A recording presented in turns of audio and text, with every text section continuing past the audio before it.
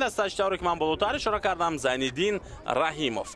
حیاتی دسته پنچر در بازی امروز بهتر سرکوی در رقم 24 رقم 88 دولتبک سیدامینوف رقم 17 روشن عزیزов کاپیتان دسته است البته موزینگر تحت شماره 27 روزی محمد عبدالرحمانوف رقم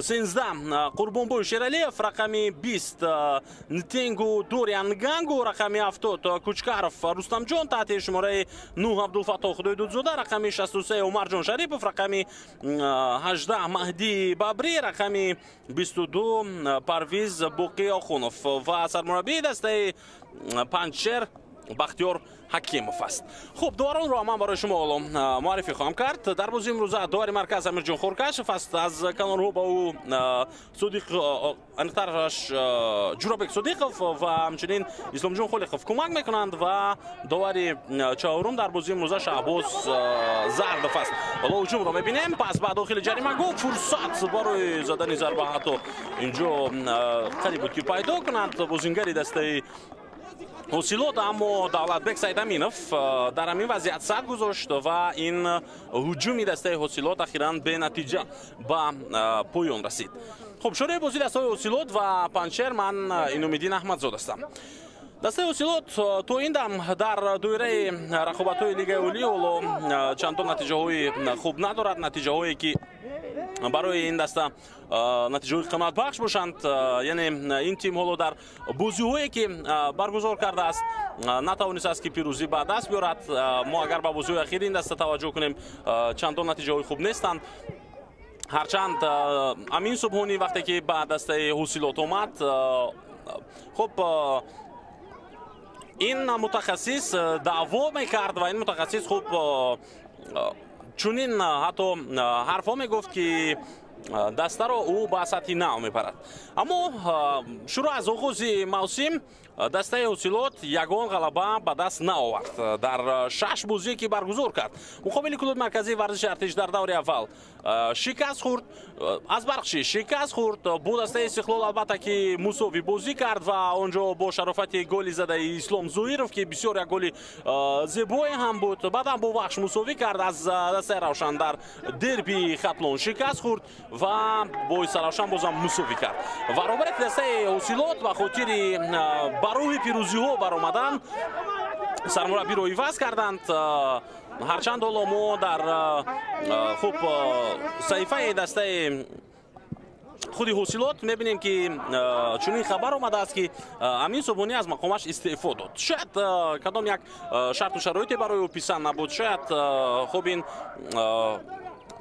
نتیجه ها رو قانع نکردن با این بچه‌هایی که در دسته هست و یا روبریت تصمیم گرفتن که سرمربی رو عوض کنن. اساسا در اکثر موارد همین گونه میشه که نتیجه ها خوب نباشند روبریت پیش از همه تصمیم میگیرن در مورد عوض کردن سرمربی و فکر میکنم انتخاب بسیار خوب هم کردند روبریت دسته حسیلات که زینالدین رحیموف رو دعوت کردند و او رو با کرسی سرمربی در این تیم شناندند. حالا اکنون بعد از اومدن این متخصص ما شاید در بازی اول این رو احساس نکنیم، ولی با تدریج آهسته آهسته حتما یک شکل بازی معین در دسته حسیلات که فرق کننده است نسبت به دورانی که اونجا خب امین صبحانی کار میکرد پیدا شود و بازی این دسته تأخیر بیابد. همون گونه که موسم گذشته بازی دسته رگرتا دست به نهایت خوب بود رو برای زینالدین رحیموف، ولی نمیدونم سبب چی بود. هرچند بعضی اوضاع‌ها یا اینکه بعضی حرفای بود در مورد از دسته رگرتا دست رفتن زینالدین رحیموف، ولی سبب اساسی رو ما نمیدونیم که چی بود و زینالدین رحیموف چرا با دسته رگرتا دست دیگر کار رو ادامه نداد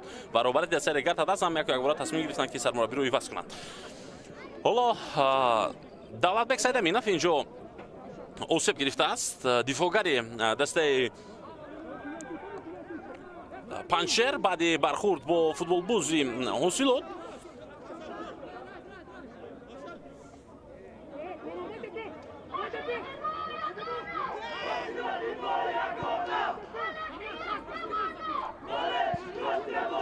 البته نسبت به موسم گذشته به غیر از سرمربی حالا در دسته حسیلات بعضی از تغییرات دیگر هم در هیئت هست.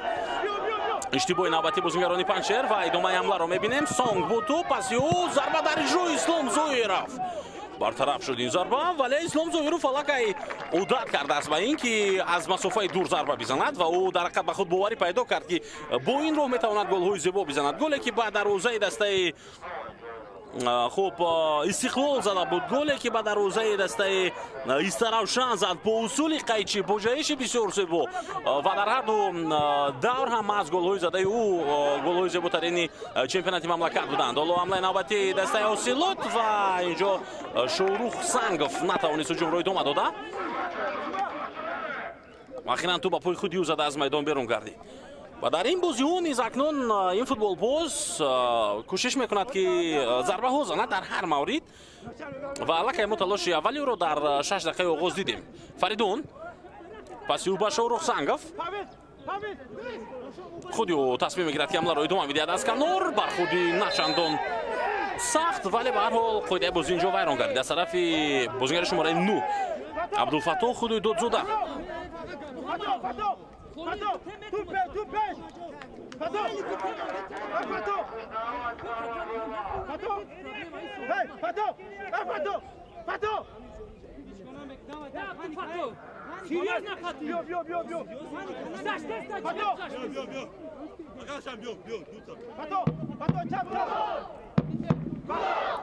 حالا در ورزشگاه مرکزی شهر دوشنبه البته در یک گوشه اون مخلصان دسته اوسیلوت هستند و برای دستگیری دستهشون تشریف آوردند و ورزشگاه ارسال به داخل جریمه گاه امکانیت ضربه با سر توپ در دست دروازه‌بان پتر است.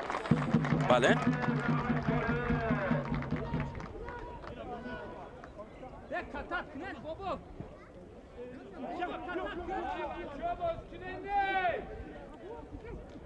بازم فشار میارن فوتبال بازون اوسیلوت.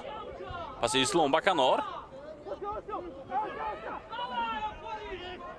امکانیت برای زدن ضربه از بیرون از جریمه گفت و ضربه بسیار هم سخت اما رسش تو به روشن عزیز بود اگر خطا نکنم با دفاعگر دسته پنچر و با این رو ضربه کنجی به میان آمد با فایده بازیگران اوسیلوت. فریدون شریفов با کنج میدان میشتابد برای توپ رو با بازی آوردن از این موقع.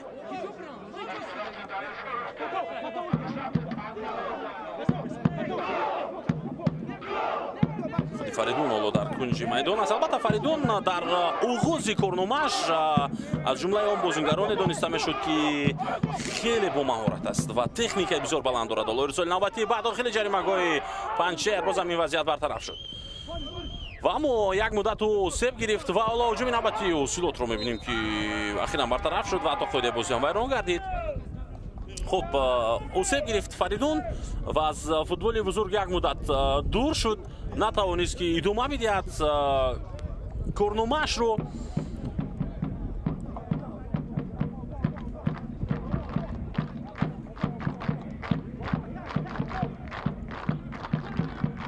و این فوتبال باز با آهستگی دوباره پس از صحت شدنش خب برگشت به فوتبال، اما سراول به فوتبال هوسکران و حتی او در مدیا لیگا بازی میکرد در یکی از دسته‌های این مسابقه. پس از یک موسم مؤسسه وقتی که به اصطلاح فرم ورزشی خود رو برقرار کرد به فوتبال بزرگ برگشت و این موسم او را در هیئت دسته اوسیلوت حالا میبینیم.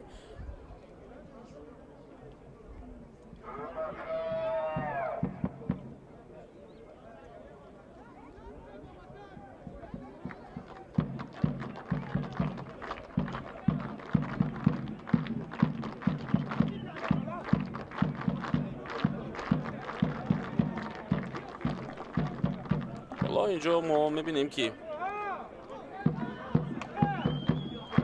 طرفداران دسته اوسیلوت هم دستگیری کرده ایستادن. عبدالفتاح خدای دادزاده کوششی رو برای گرفتن توپ و اینجا دفاعگر دسته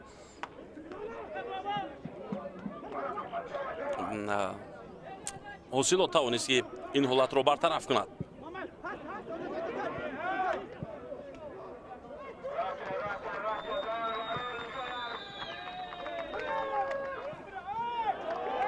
خود بازی ویران نمی شود. دو بار اشاره کرده شده است که خود بازی ویران نگردیده است و метавонанд бозиро идома бидиҳанд дастаҳо.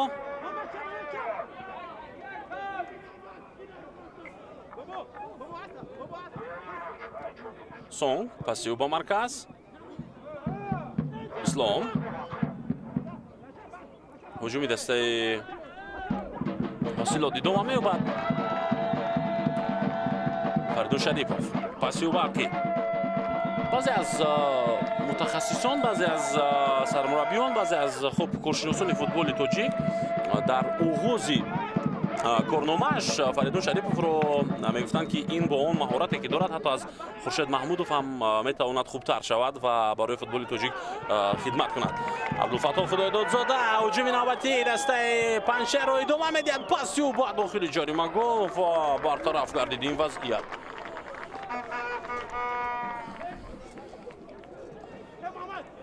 дифогари охирини ҳосилот ба тӯб расид ва дар ҳамин ҳолат дарвозабони тӯбро гирифт.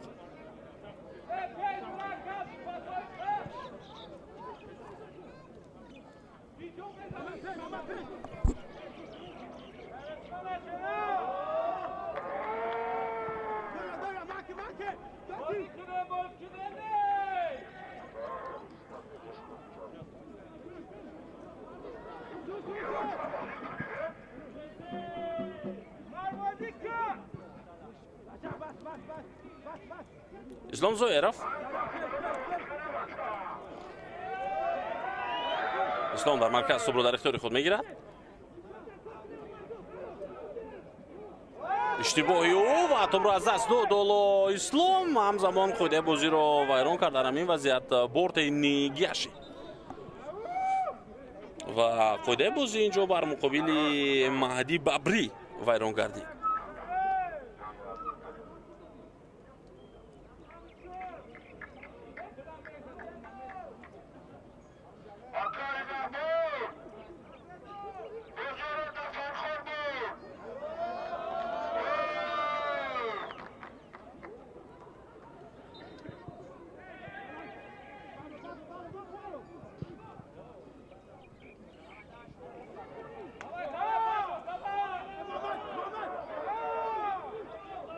бозӣ давом меёбад.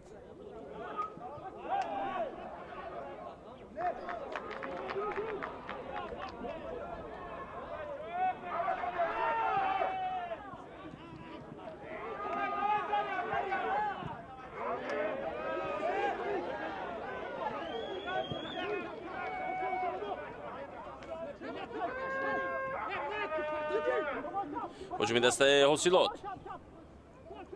пас банқӣ Арсен.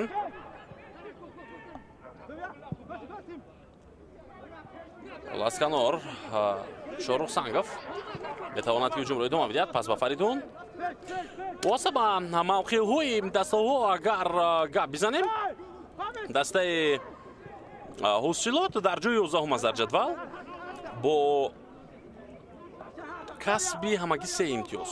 ин даста 3 бохт ва 3 мусови дорад пас аз 6 бозӣ ва хуб ҳоло дар ин миён ягон пирӯзӣ ба даст наовардааст. ва аммо дастаи Панчер заифтарин тим ба ҳисоб меравад дар доираи рақобатҳо дар Лигаи Олӣ ва хуб ин даста ҳамагӣ 2 имтиёз дорад. ин даста ҳамагӣ 2 имтиёз дорад пас аз 6 бозӣ ва хуб 2 мусовию 4 бохт барои ин даста пеш омадааст дар давоми мавсим. хуб ҳамагӣ 3 даста аст ҳоло дар Лигаи Олӣ ки ягон ғалаба надоранд. Исаравшан, Ҳосилот, Панчер ва аз миёни ин дастаҳо ҳоло имрӯз махсусан яке аз онҳо метавонад ки пирӯзӣ ба даст биёрад. ҳатто дутои онҳо метавонад ки пирӯзӣ ба даст биёрад, чаро ки Ҳосилоту Панчер бо ҳам бозӣ карда истоданд. ҳар дастае ки пирӯзӣ ба даст биёранд барояшон аввалин ғалаба мешавад ва ҳамзамон айни ҳол бозии Саравшану Вахш низ идома дорад. он ҷо низ агар Саравшан пирӯзӣ ба даст биёрад, пас аз миёни ин дастаҳое ки умуман имтиёз ба даст наоварданд, аниқтараш пирӯзӣ ба даст наоварданд, ҳоло аввалин дастаҳое мешаванд ин ду даста ки ғалаба мекунанд дар Лигаи Олӣ дар ин мавсим, яъне дар мавсими 2025. Фардун Шарипов. Паси ӯро мебинем ҷониби Жозеф ва ҳамлаи бо суръати дастаи Ҳусилот идома меёбад. Жозеф аллакай дар дохили ҷаримагоҳ тасмим мегирад ки худаш зарба бизанад, ҳарчанд нафарони дигар аз ҳамдастаҳою интизори пас буданд дар ҳамин вазъият, аммо пас надошт Жозеф дар ин ҳолат, балки хост худаш зарба бизанад.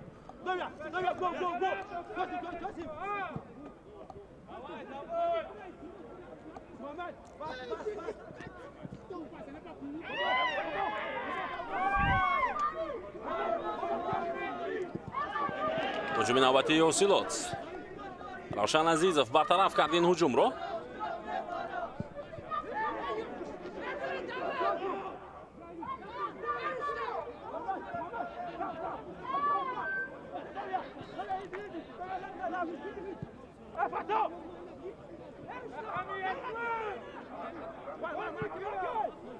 Фардун Шарипов иштибоҳ кард, аслан интизор надошт ки инҷо пасиҳо хато меравад. Зайниддин Раҳимов дар экранҳои мо шумо аст ва бубинед ки ӯ чӣ гуна инҷо рафти бозии шогирдони худро меомӯзад. Албатта 6 рӯз пеш хабари расмӣ нашр шуд ва эълон гардид ки Зайниддин Раҳимов сармураббии нави дастаи Ҳусилот аст ва дар 6 рӯз албатта ки хуб даста зери роҳбарию тамринҳои худро анҷом дод, аммо расман бозӣ накардааст ва бозӣ кардан албатта ки то ҷое фарқ мекунад аз тамринҳо ва дар рафти бозӣ бисёр чизҳои дигарро аз шогирдони худ метавонад Зайниддин Раҳимов бифаҳмад. ҳоло ҳуҷуми навбатиро мебинем. Пас ба марказ имконият барои иҷрои зарба метавонад аз ҳамин мавқеъ пайдо шавад барои футболбозони Панҷшер. Абдулфатоҳ дар дохили ҷаримагоҳ ҳаракатҳои навбати ӯро мебинем. Бисёр олӣ, тӯро дар ихтиёри дастааш нигоҳ дошт. ирсол ба дохили ҷаримагоҳ аз масофаи дур дар иҷрои Қурбонбой Шералиев буд. ҳоло бозингарони Панҷшер кӯшиш мекунанд ки рафти бозиро идора кунанд.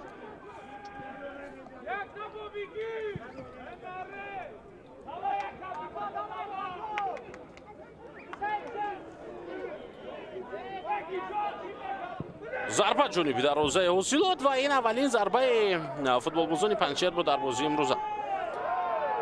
Парвез Боқӣ Охунов зарбаро иҷро кард дар ҳамин ҳолат, аммо зарбаи задаи ӯ хуб боло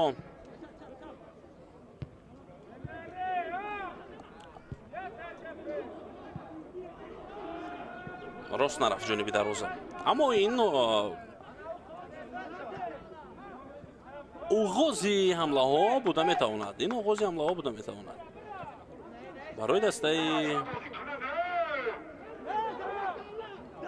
хуб Панҷшер.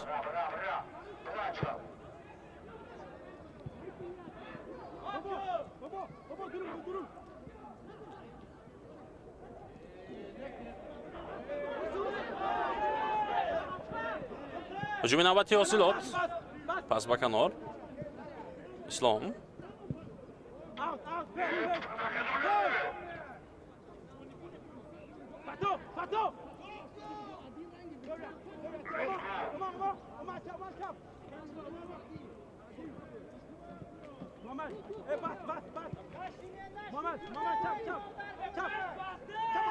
Ойбек Абдуғафоров пас дод ба Ислом.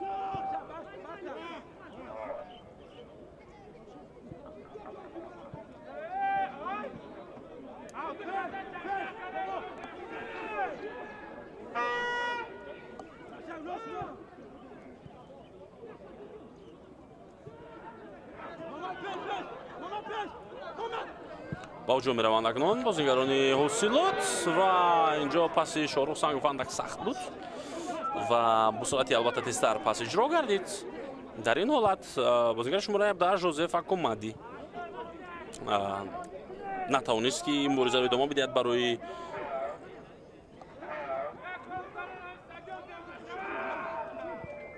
гирифтани топ.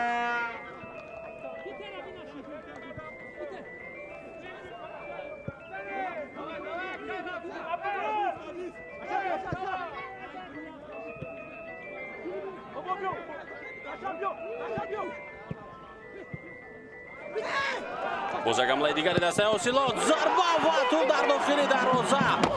бале, ҳисоб акнун кушода мешавад дар дақиқаи 22-юми рақобат 1-0 ва ба задани гол даст ёфт бозингари шумораи 70 Патрик Рудольф Денчев.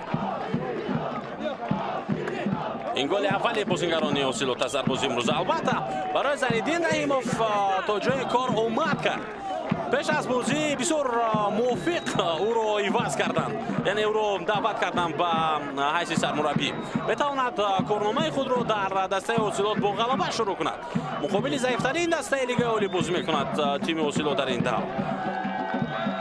ва ҳоло албатта ин бозӣ як бозӣ то ҷои марҳилаи бозам омӯзишӣ метавонад барои худи сармураббӣ бошад ва дар бозиҳои баъдӣ ки бозиҳои ҷиддитар барои дастаи Осилот хоҳанд буд, мо бояд бигӯем ки онҷо баъдан кори сармураббӣ дар ҳақиқат баҳо дода мешавад, баҳои баланд, пас миёна, пас мо онҷо хоҳем фаҳмид.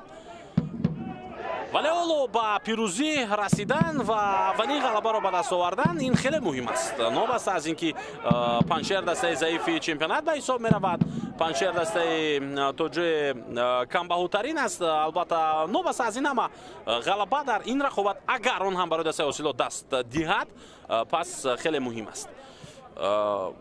ҳоло ман чаро агар гуфтам, ба хотири оне ки Панҷшер низ барои пирӯзӣ ба даст овардан ба майдон омадааст. Панҷшер низ тамоми ҷаҳду кӯшишу талошаш ин аст ки ғалаба кунад ва аввалин пирӯзии худро дар мавсим ба даст биёрад зери роҳбарии Ҳакимов.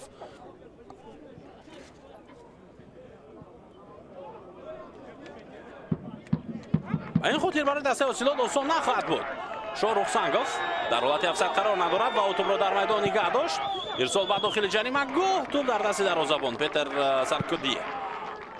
зарбаи ӯ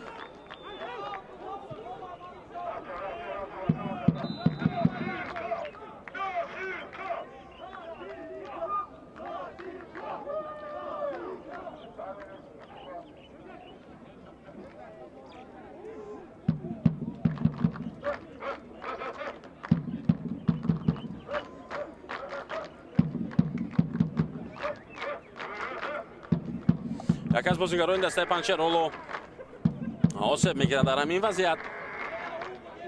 Дориан Гангу Нтенгу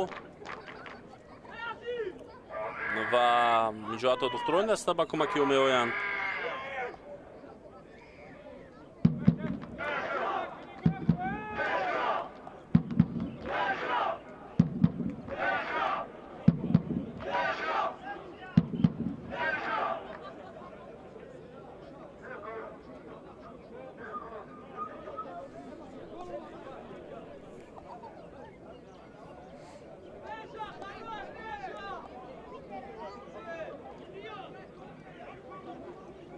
ҳоло бозингар ба пӯ бармехезад ва инҷо рақобат идома хоҳад ёфт. санаи такрори он ҳолатро мо мебинем ки чӣ гуна осеб гирифт ин футболбоз дар як вазъият худ ба худ.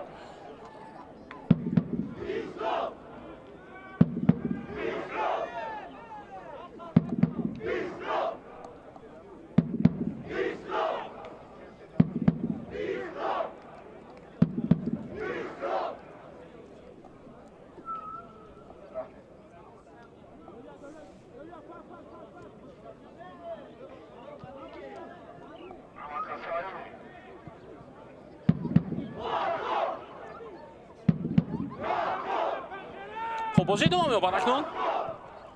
мухлисони дастаи Осилот бисёр хуб боло дастаи худро дастгирӣ доранд ва мо мешунавем садои онҳоро. мо мебинем ки чӣ гуна ҳар як бозингарро алоҳида хуб дастгирӣ мекунанд.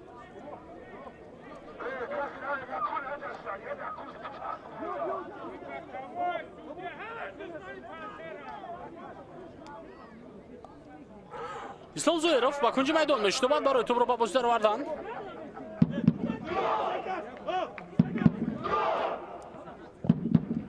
партоб ба ҷаримагоҳ, дарвозабон ба пеш омад ва ин ҳолатро бартараф кард. зарба аз масофаи хеле ҳам дур хавфнок буд ин зарба.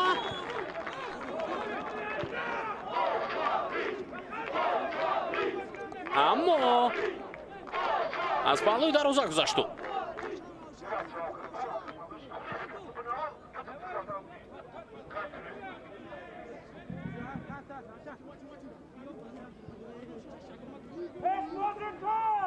равшан азизов паси ӯ абдулфатто ҳуҷуми навбати дастаи паншерро метавонад идома бидиҳад.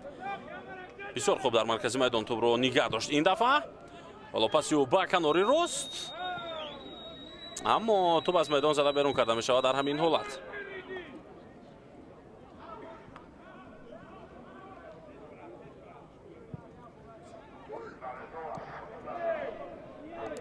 боз як талоши дигари бозингарони паншер. футболбозии дастаи паншер хеле зиёд таҳаммул мекунанд дар нимаи майдони худ бозӣ карданро.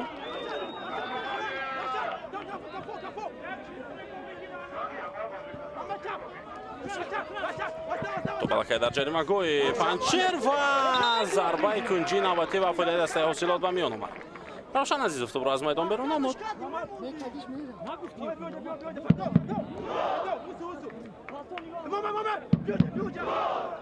самуэл офори дар канои мо шумо аст. ӯ ҳам ба ҷаримагоҳи рақиб меояд барои истифода бурдан аз ин зарбаи кунҷи. фаридон паси ӯ ба канор, партоб ба дохили ҷаримагоҳ, тӯб дар дасти дарвозабони паншер.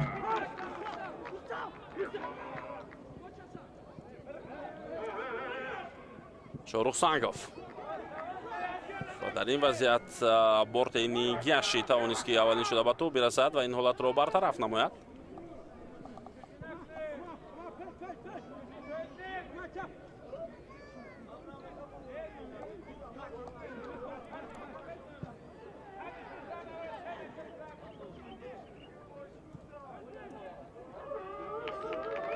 шорух сангов паси ӯ жозефа комади пас ба марказ. ислом тӯбро ба канор равон кард. ҳамлаи навбатии дастаи ҳосилотро самуэл офори идома медиҳад. бозам пас ба дохили ҷаримагоҳ. ислом паси ба фаридун. хуб, дар бораи фаридун шарипов ман барои шумо маълумот додам. ҳоло инҷо иштибоҳи навбатиро мебинем. акнун ҳуҷуми дастаи паншер идома хоҳад ёфт аз аут. парвиз боқӣ охунов фандак мелангад. фаридун дар канои мо шумоаст. бозам ӯ иштибоҳ кард ва инҷо ҳуҷуми рақиб шурӯъ шуд.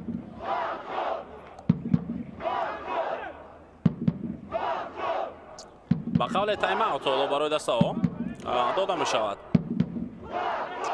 барои обнӯшӣ ва салқин кардани худ. албатта муҳлати начандон зиёд аст, вале онҳо метавонанд ки нафаси тоза бигиранд ва баргарданд ба майдон. мухлисони дастаи ҳосилот ҳоло ҷои холии дигар мухлисонро бо самимияти худ ва бо фаъолии бисёр баланди худ пур карда истоданд.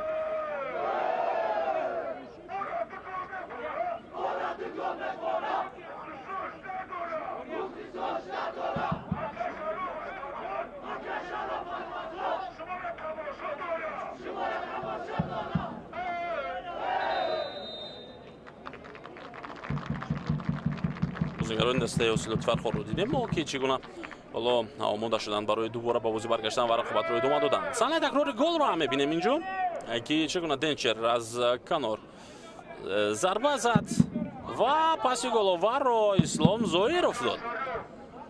ҳоло ин футболбоз дар ҳар бозӣ ё гол мезанад ё пас медиҳад. умуман барои дастаи ҳосилот яке аз футболбозони хеле манфиатовар аст.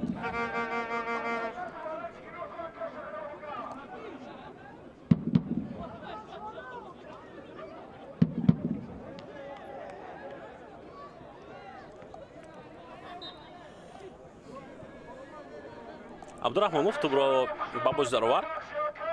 рақобат акнун идома меёбад.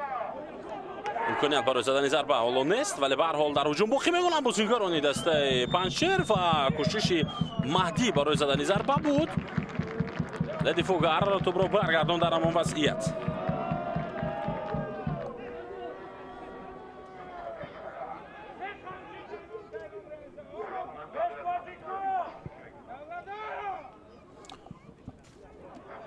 با تو بازیگران حوصلاتی فرخور.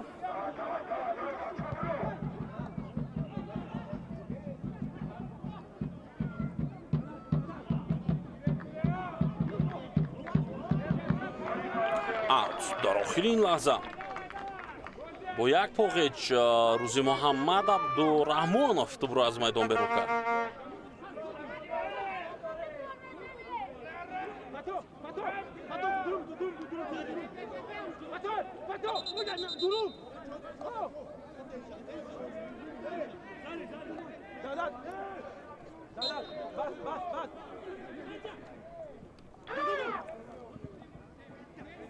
ادامه هجوم دسته اوسیلوت.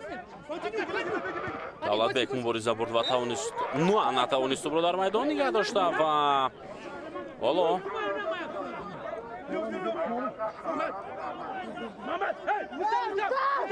хуб зарбаи кунҷи навбатӣ ба фоидаи дастаи ҳосилот аст.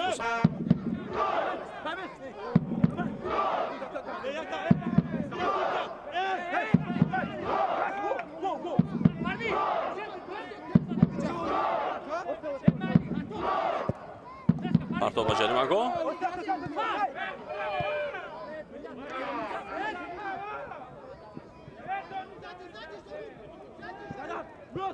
фаридун тӯбро аз даст дод ва ҳамлаи навбатии дастаи панҷшер оғоз мешавад.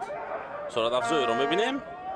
талоши маҳдӣ бабри то охир натавонист тӯбро дар ихтиёри худ нигоҳ дорад, вале ба ҳар ҳол аут ба фоидаи дастаи панҷшер аст. ин маъноро дорад ки ҳуҷуми ин даста идома хоҳад ёфт аз аут.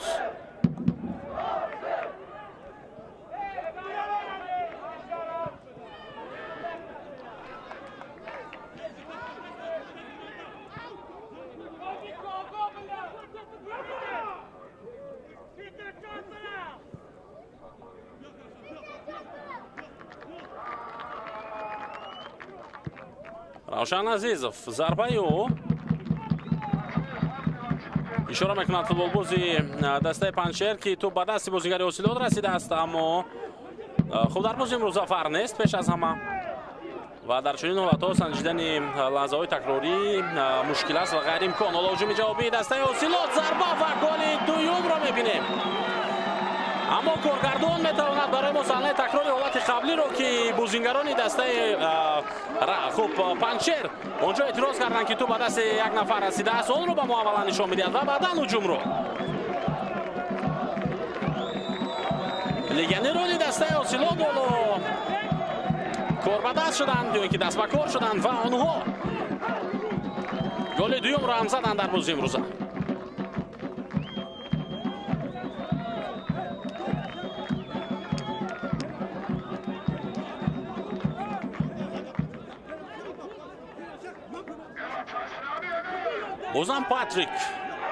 бозам патрик ба задани гол даст ёфтааст ва дубли ӯ дар бозии имрӯза ва қайд гирифта шуд. акнун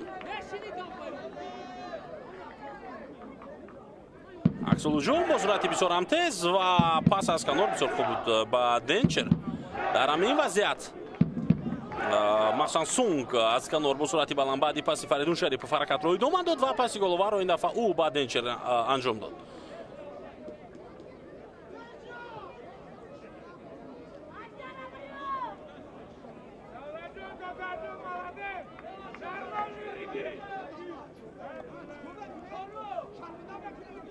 хуб яке аз бозингарони дастаи ҳосилот ҳоло дар маркази майдон осеб дидааст ва духтури даста ба ӯ кӯмак. ин самуэл офори аст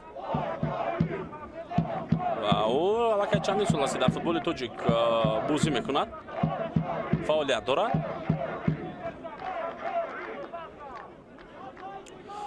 агар имкон бошад, агар коргардон ба мо нишон бидиҳад ҳолати пеш аз ҳуҷуми дастаи ҳосилотро ки футболбозони панҷшер ишора карданд ки тӯп ба дасти бозингари ҳосилот расидааст. Бисёр хуб мешуд, вале ба ҳар ҳол дар пеши чашми довар буд ҳама чиз. довар медид ин вазъиятро ва мо гуфта наметавонем ки онҷо масалан довар дар дур буд аз ин вазъият. Не, ҳам кӯмак довар ҳам худи довар хеле наздик буданд.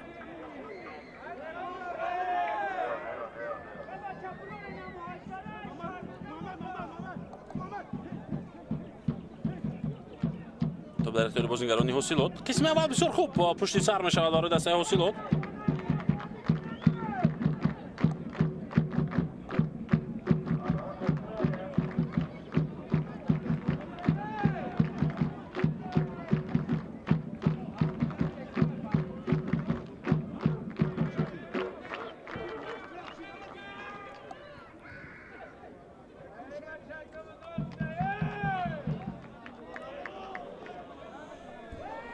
аут ба фоидаи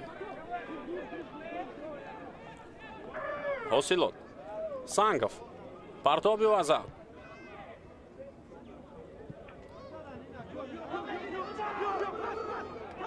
аз ҳисоби 2-0 ба бозӣ баргаштани дастаи Панҷшер хеле мушкил аст. вале агар онҳо ин корро карда тавонанд, пас ин рақобат як бозии бениҳоят ҷолиб мешавад, шояд ҷолибтарин бозии давр. ҳатто агар дастаи Панҷшер ба бозӣ баргашта тавонад, агар дастаи Панҷшер ба ин ду гол ҷавоб гӯяд.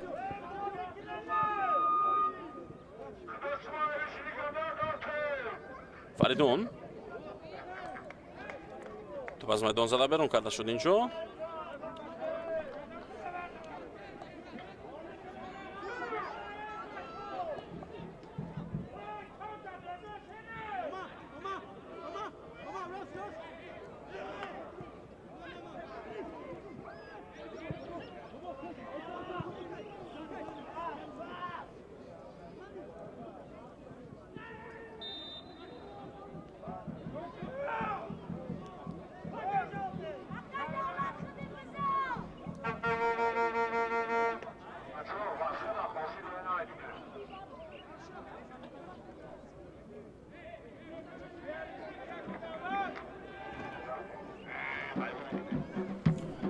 корти зард мегирад инҷо футболбози дастаи Панҷшер.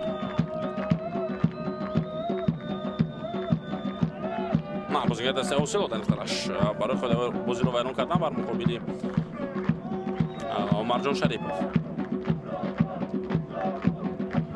Нигиаши Бортей бозигари шумораи 24 корти зард гирифт. ҳоло нимаи аввал ба поёни худ наздиктар мешавад.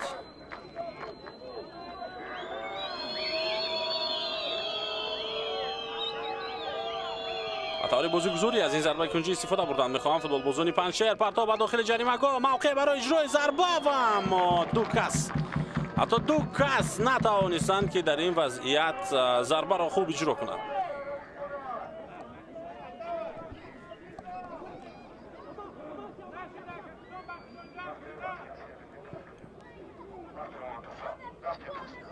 ислом дар маркази майдон тӯбро дар ихтиёри дасташ нигаҳ дошт. Фаридун Шарипов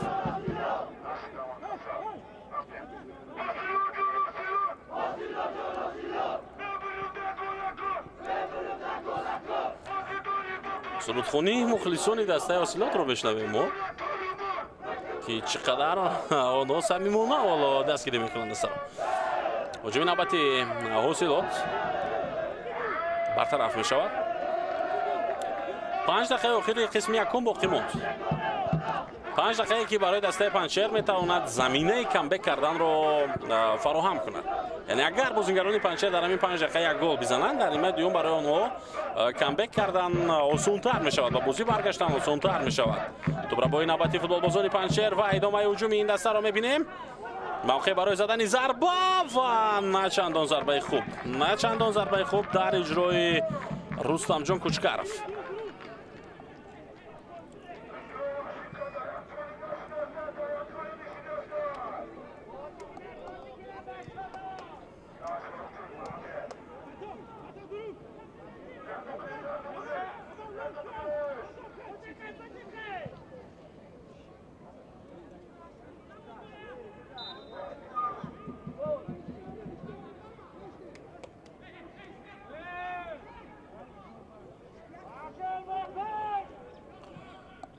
دسته پنچر در هجوم باقی میماند. اسلام زویرف پسی او با پاس‌های دقیق فوتبالبازان حاصلات با هجومی جوابی میگذارند. اویبک عبدالغفارов خواست اینجا حمله را آغاز کند و فریدون شریفov در مرکز میدان حالا چند دفعه است که توپ را از دست میدهد.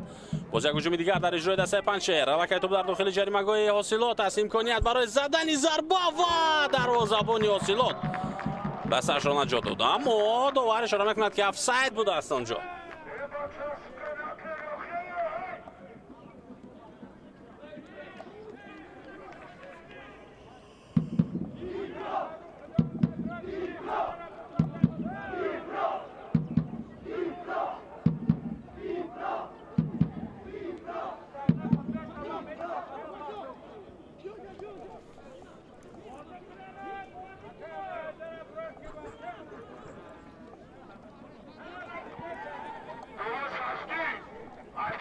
بازی دوام می‌یابد.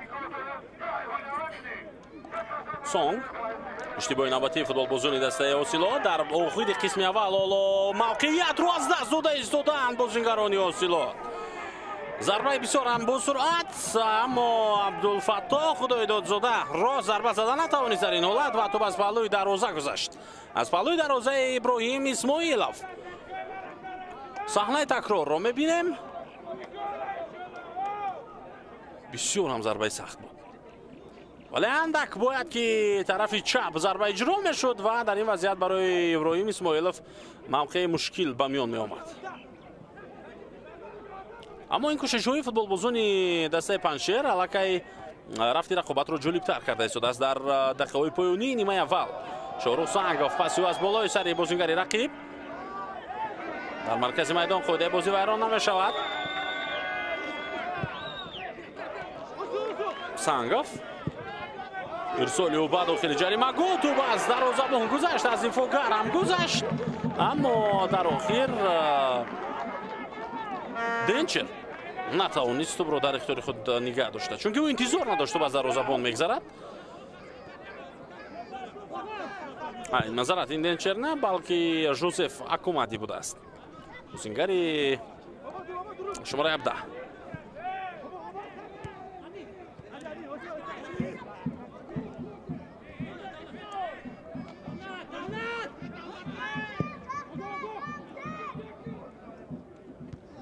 رقابت در مرکز میدان و با تو فوتبالبازان پنچر قرار دارند. شاروخ سنگاف اشتباهی و ادامه هجوم رو میبینیم در اجرای بازیگران پنچر. پس به داخل جریمه گل بود، اما برطرف گردید این وضعیت.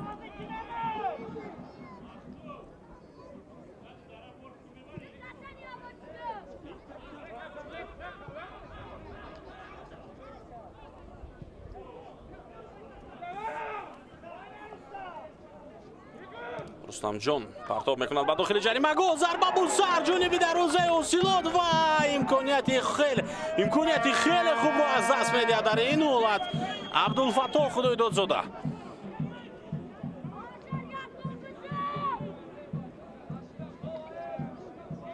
چقدر نزدیک بودند بازیگران پنچر برای زدن گل اول.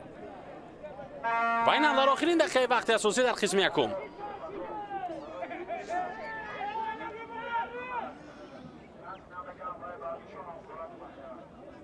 ما از چهره خود عبدالفتاح خدای دادزاده اون چی رو که او احساس میکرد احساس کردیم. والا 3 دقیقه دیگر اعلام میشود به نیمه یکم بازی دسته های حاصلات و پنچر. یکی از فوتبالبازان حاصلات حالا اوسه گرفته از مرکز میدان و اینجا اویبک عبدالغفارov اشاره کرده است کاپیتان دسته حاصلات که دیگر این بازیگر نمیتواند رقابت رو ادامه بدهد و او رو باید عوض کنند.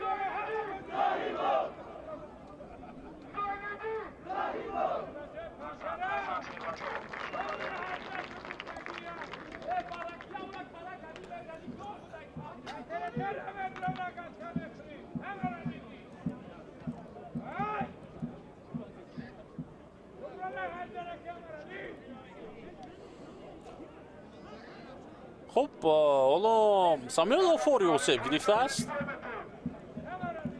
ва ба ҷои Самюэл Офори аз ҳайати эҳтиётӣ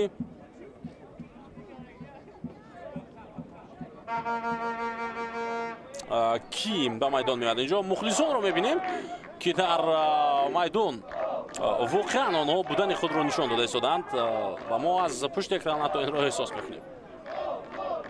ба ҷои Самюэл Офори оё аз ҳайати эҳтиётӣ кадом як нафаре меояд ва ё Зайниддин Раҳимов мунтазир мешавад ки дар танаффус тасмим бигирад барои иваз кардани кадом як бозингар.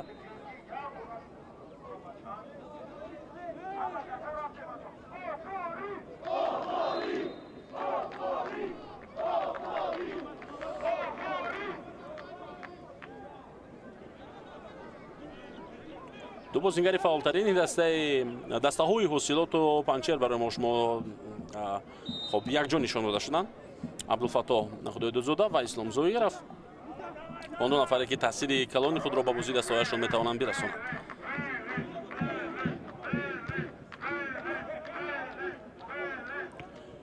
бозӣ давом меёбад ва боз ҳам ҳуҷумро идома медиҳанд футболбозони дастаи панчер. қоидаи бозӣ вайрон шуд бар муқобили Парвиз. Амирҷон Хуркашев ҳоло довари марказ акнун дахолат мекунад.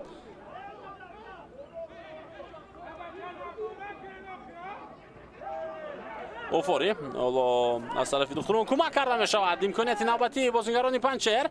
бозам ҳуҷум идома меёбад. ин дафъа Ойбек Абдуғаффоров тӯбро аз майдон зада берун кард. аут ба фоидаи дастаи панчер метавонад ин охирин ҳамла бошад барои ин даста. ва аз ҳайати эҳтиётии дастаи ҳосилот ҳоло Япеву Капава омода шудааст барои ба майдон омадан.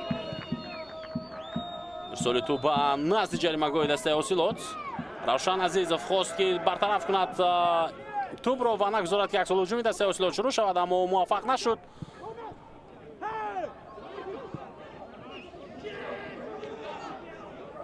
аллакай вақт илова кардаи довар ҳам ба поён мерасад.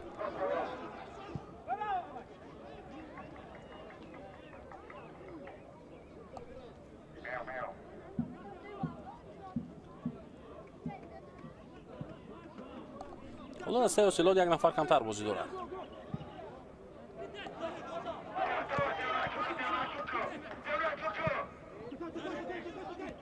Равшан Азизов пасиё ба канор. шояд довар то охири ин дақиқа иҷоза бидиҳад барои дастаҳо то ин ки бозиро идома бидиҳанд ба хотири он таваққуфе ки буд, ба хотири он исте ки буд дар рафти дақиқаҳои илова кардааш.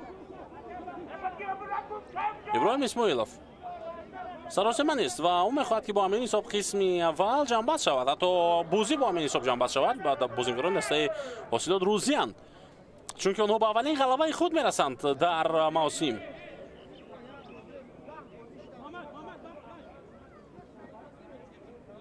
Абдуғаффоров дақиқаи панҷоҳуми бозӣ идома дорад. واقعا در پایان قسم اول دو امکانیت خوب بازیگران پنچر داشتند، اما عبدالفتاح خدایدوزاده در هر دو وضعیت کوشش زدن گل رو داشت و موفق نگردید. با همین قسم یکم به پایان میرسد بین دسته‌های حاصلات و پنچر و ما نیمه دوم رقابت رو انتظار می‌شویم. از نزد اکران خویش دور نروید.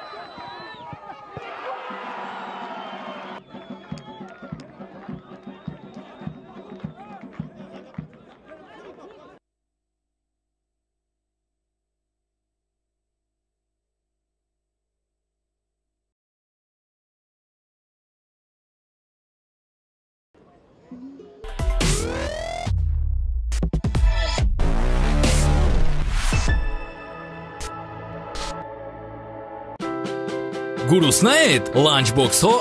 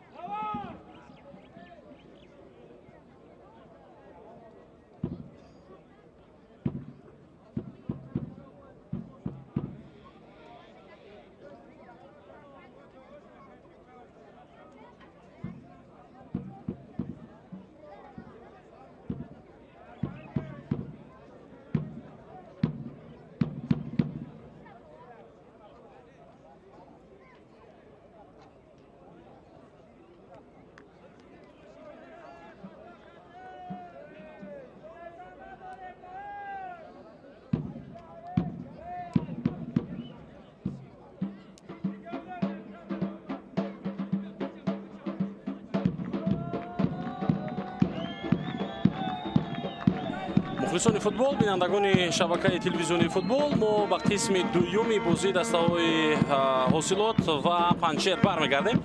بعد نیمه اول حساب در این رقابت الکی 2-0 است با فایده دسته خوب حاصلات و در قسم اول هر دو گل رو یک نفر بازیگر شماره 70 دنچر پاتریک رودولف زد از هیئت دسته خب حاصلات و اکنون در نیمه دوم فکر میکنم که پیش از همه دسته پنچر بیشتر تلاش میکند برای زدن گل، برای خوب کامبک کردن، هرچند حالا در نیمه اول برای این دسته میسر نشد زدن گل.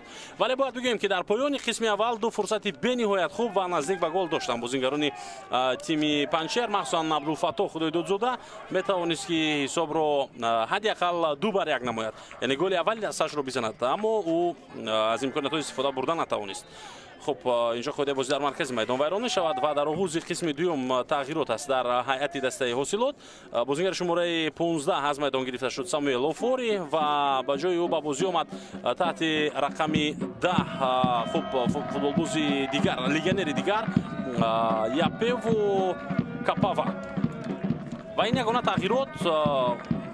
تغییرات اجباری در هیئت دسته حاصلات به حساب می رود. این هم وابسته به اون که در قسم اول در پایان نیمه اول آسیب گرفته بود ساموئل لوفوری و دیگر او بازی رو ادامه داده نمیتوانست. این رو ما در پایان قسم اول شاهد گشتیم.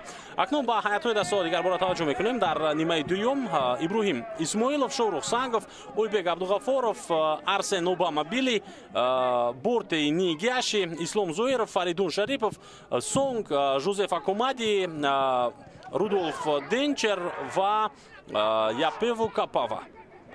این بازیگرانی دسته حاصلات هستند که در میدان بازی کرده شدند. کاپاوا با توپ قریب بود که اشتباه میکرد و تغییر در هیئت دسته پنچر هم بود است. اینجا بازیگر شماره 18 مهدی از میدان گرفته شده است و خب مهدی بابری بازیگری که در قسم اول چندان عالی نبود بازی و در خط هجوم در صف پیش اساسا این بازیگر بازی میکرد و خب با جای او به میدان گیانا کریستیان وارد گردید، بازیگر شماره 21. سرمربی دسته حاصلات زینالدین رحیموف و هیئت دسته پنچر را من برای شما خواهم گفت.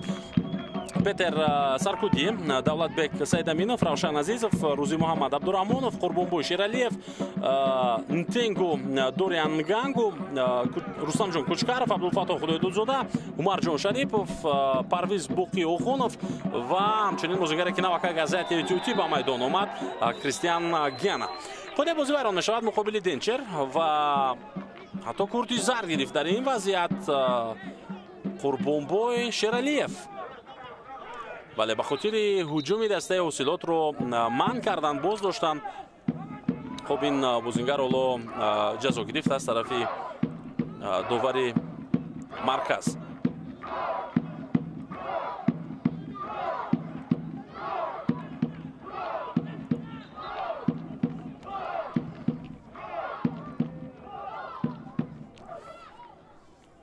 این یک خود برام کنید تصادفی نبود، بلکه آنجا برقصد حرکت کرد شرالیف که خود بازی رو ویران کند و داور هم با این خاطر کارت زرد داد با بازیگری دسته پنچر. شوروخ سانگوف پرتوب از اوت، دنچر توپ را از دست داد، اوت با فوت دسته پنچر. حالا در آغاز قسم دوم بازیگران دسته پنچر نسبت به آغاز نیمه اول فاولتر هستند و این فاولی آنها از دقیقه 40 قسم اول سر شده بود. هجوم‌های پای در پای فشار آوردند و بعد از آن الله فکر میکنم سرمربی با بازیگران در تنفس هم گفت که با همان اصولی که بازی رو در پایان قسم اول ادامه دادید با همون اصول باید کار دوام داد تا اینکه حمله‌های بیشتر سازمان بدن. ولی تا دقیقه 40 اینجا اشتباه رو می‌بینیم از طرف کریستیان و حمله جوابی دسته حاصلات آغاز می‌شود. فریدون شریپوف پاس به مرکز. تا دقیقه 40 بازیگران حاصلات فرخار رفتی بازی رو پورای دوره می‌کردند و بعد از گل دوم که در دقیقه 34 зада шуд. Андак заифтар шуд бозии дастаи ҳосилот. Яъне футболбозони ин даста ба худ боварӣ бештар карданд ва дигар мисли аввала кӯшиши зиёд накарданд. Ба ин сабаб шуд ки дар чанд ҳолат имкони хуб барои бозингарони Панчер ба миён биёяд. ҳоло бо то бозингарони ҳосилот Пасикапова Баканор, Шорух Сангов, Жозеф ана ин сонг буд. ҳоло он талош мекунад ки тӯбро дар ихтиёри худ нигаҳ дошта бошад. Ислом Зоиров. бовар дорам ки мухлисони дастаи ҳосилот ҳоло аз Ислом Зоиров моро интизоранд. инҷо паси олӣ ӯро дидем ва дарвозабони Панчер ба пеш омад. сари вақт ҳаракат кард дарвозабони дастаи Панчер ва агарна гӯли сеюмро ҳам ба дарвозаи ӯ задани футболбозони ҳосилот имкон дошт. ва паси Ислом Зоиров бисёр хуб буд дар ҳамин лаҳза.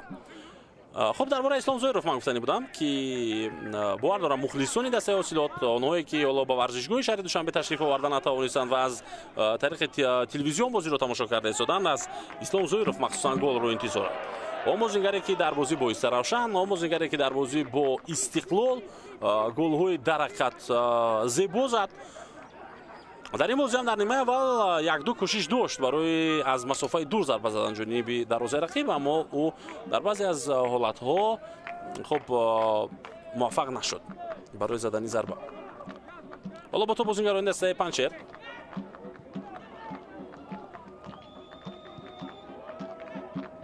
Абдулфатто бо пушти пой хост пас бидиҳад, аммо муваффақ нашуд. инҷо дар рақобат бо ӯ Арсен Били то охир мубориза бурд. то ин дам ҳоло ҳамон тавре ки Зайниддин Раҳимов мехоҳад кор идома дорад. ҳамон тавре ки Зайниддин Раҳимов мехоҳад дастаи ӯ бозӣ карда истоданд. албатта мушкили чандон ҷиддие дида намешавад дар бозии дастаи ҳосилот. ин ҳам ба хотире аст ки Панчер дастаи хуб чандон пурқувват нест. ҳуҷуми дастаи Панчер ҳолати офсайд. Абдулфатто Худоидодзода дар ҳолати офсайд қарор гирифт дар ин вазъият ва кӯмакдовар ин ҳолатро хуб мушоҳида мекард.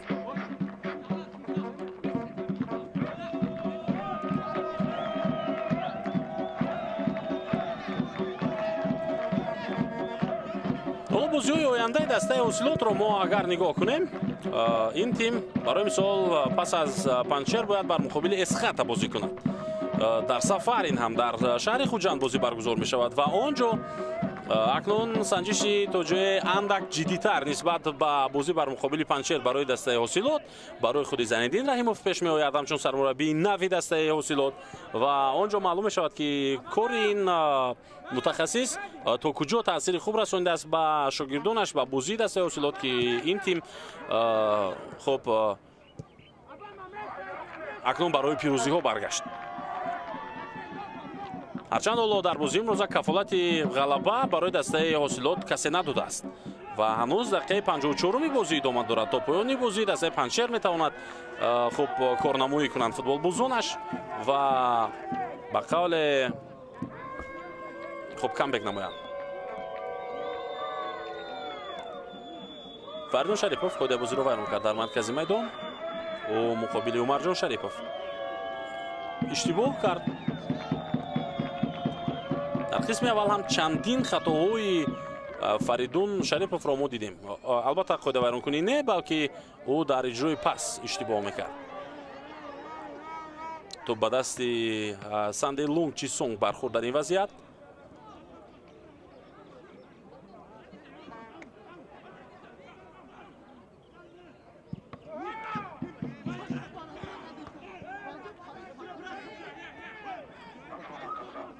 با осонӣ тӯбро аз даст додан ҳоло бозингарони дастаи Панчер.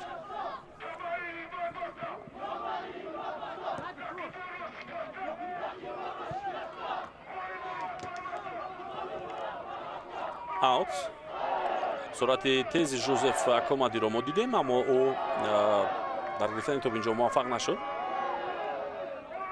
Зайниддин Раҳимов махсусан замоне аз тарафи футболи тоҷик, аз тарафи мухлисон, аз тарафи коршиносон, аз тарафи ҳама эътироф шуд ки дастаи наврасони то 16 соларо роҳбарӣ мекард. Сармураббии мунтахаби наврасонии то 16 солаи мамлакат буд ва дар ҷоми Осиё соли 2018 баромади бисёр хуб дошт то ба финал рафтанд онҳо бо дастпарварони худ ва аз ҳамон ҳайат махсусан худи Ислом Зоиров аз ҷумлаи он бозингароне аст ки то ба финал дастаро бурданд. Албатта яке аз қаҳрамонони асосии ҳайати 16-солаҳо буд ки хуб дар бозиҳои Осиё соли 2018 дурахшида буд. Баъд аз он ӯ ба дастаи Истиқлол рафт ва як муддат ҳатто осеб гирифт ва бо сабабҳои дигар аз футбол як муддат канор буд.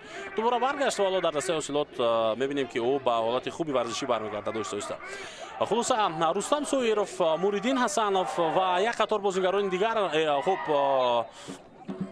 Эмомалӣ аз ҷумлаи ҳамон бозингарони бо маҳорате буд ки эътироф шуда буд он замон. Як бархурди кӯчак ҳам ба миён омад ва қоидаи бозӣ вайрон гардид. Зайниддин Раҳимов бо шогирдони худ баъдан дар ҷоми ҷаҳон ҳам бозӣ кард. Муқобили мунтахабҳои Аргентина, Испания ва Камерун, агар хато накунам, мо дар як гурӯҳ будем. Он замон албатта футболи тоҷик Зайниддин Раҳимовро ҳамчун як мутахассиси воқеан ҳам хуб, он нафаре ки футболи тоҷикро хуб медонад, мефаҳмад ва дарк мекунад, эътироф карданд. ҳоло ҳуҷуми дастаи ҳосилотро мебинем. Ислом зарбаи ӯ инҷо халал расондан барои Ислом ва натавонист зарбаи хуб бизанад. пас аз муддатҳо Зайниддин Раҳимов мавсими гузашта бори дигар вақте ки дар дастаи Регартадаз дар шаҳри Турсунзода корро шурӯъ кард бо ин тим, воқеан исбот кард ки ӯ дар футболи тоҷик аз ҷумлаи сармураббиён ё ки аз ҷумлаи мураббиёни муваффақ аст.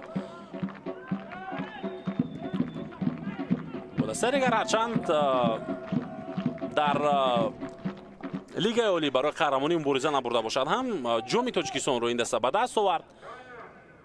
ҳоло ҳуҷуми навбатии дастаи ҳосилот аз канори рост ин дафъа идома меёбад. Партоб ба дохили ҷаримагоҳ, имконият барои Денчер, зарбаи ӯ ва имкон дошт ин футболбоз ки дар бозии имрӯза хетрик кунад.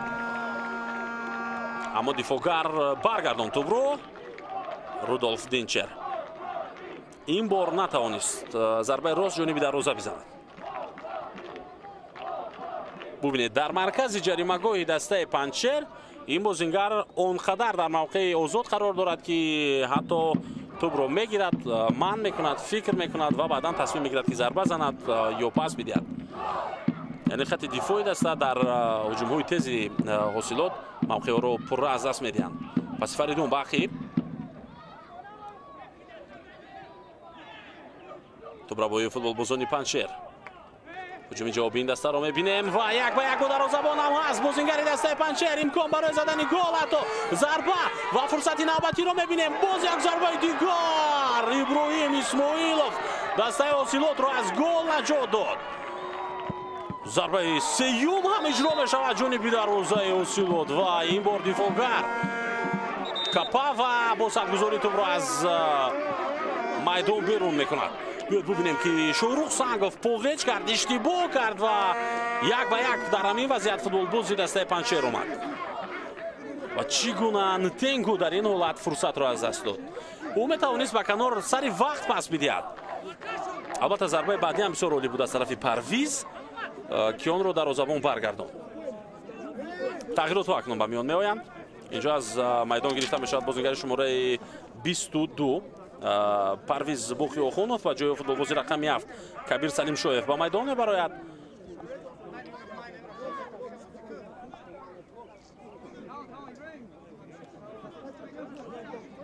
ва хуб ҳоло бозингари шумораи 77 Хуршед Абдуллоев низ ба майдон меояд. Абдулфаттоҳ Худоидодзода аз бозӣ гирифта шуд. бозингари шумораи 9 ва ба ҷои ӯ Хуршед Абдуллоев бозингари шумораи 77 ба майдон омад ва тағйироти сеюм ҳам буд дар ҳамин ҳолат.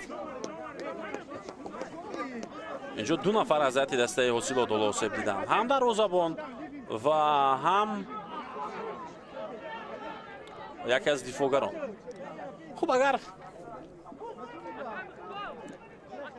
дар бораи бозии дастаи Панҷшер гап занем, ҳоло дастаи Панҷшер на он дастае аст ки албатта имконият надошта бошад. не, ҳуҷумҳои хуб, фурсатҳо ҳастанд. ولی از این فرصت‌ها استفاده بردن. حالا مشکل اساسی این است. ببینید چگونه در این وضعیت پرویز باقی‌اخونov انتظار بود که با او پاس میدهد دوریان نگانگو، اما پاس نداد این بازیگر و تصمیم گرفت که خودش ضربه بزند. بعد از با گل انجام نیافتن این وضعیت، حالا اکنون مخلصان دسته حاصلات باز هم باوریشان به دسته بیشتر می شود برای اولین پیروزی رو به دست آوردن در این موسم. مرجان شریپов از کنج میدان آماده است که توپ رو ببازی در آورد.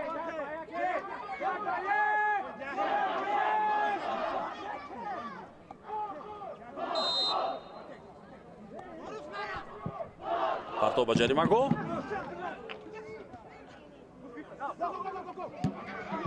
فریدون شریپов ضربه و هجوم جوابی حاصلات اکنون آغاز می شود.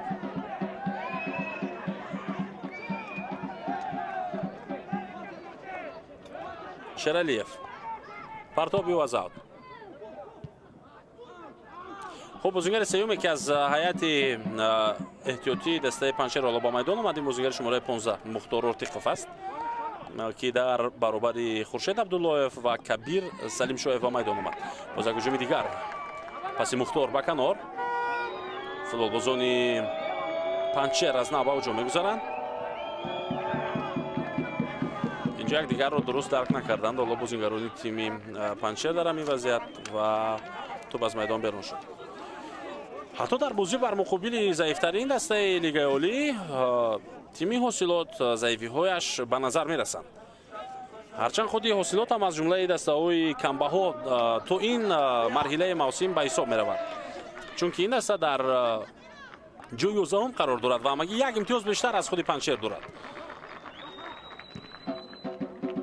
یعنی برای زیندین رحیموف حالا کارهای زیادی در پیش است. هجوم نوبتی دسته پنجشیر، پس مختار به کنار، حمله ادامه می‌یابد. بیرون از جریمه‌گاه تصمیم میگیرد بازیگر این دسته که ضربه بزند و اخیراً بعد از 62 دقیقه مبارزه فوتبالبازان پنجشیر به زدن گل دست یافتند.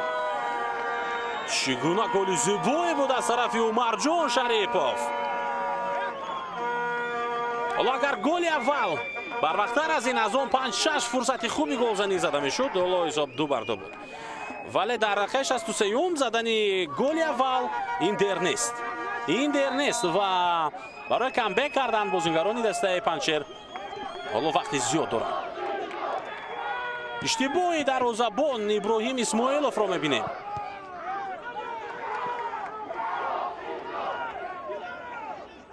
اینجا یگانه سببی که ابراهیم اسماعیلوف نتوانست توپ رو بگیرد این دولتبک سیدامینوف است، بازیگر شماره 88.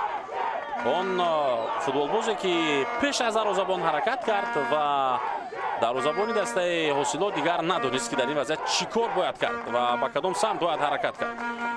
اکنون مخلصان پنجشیر هم فعال میشوند، آنهایی که حالا در ورزشگاه مرکزی شهر دوشنبه برای دستگیری دسته پنجشیر آمدند.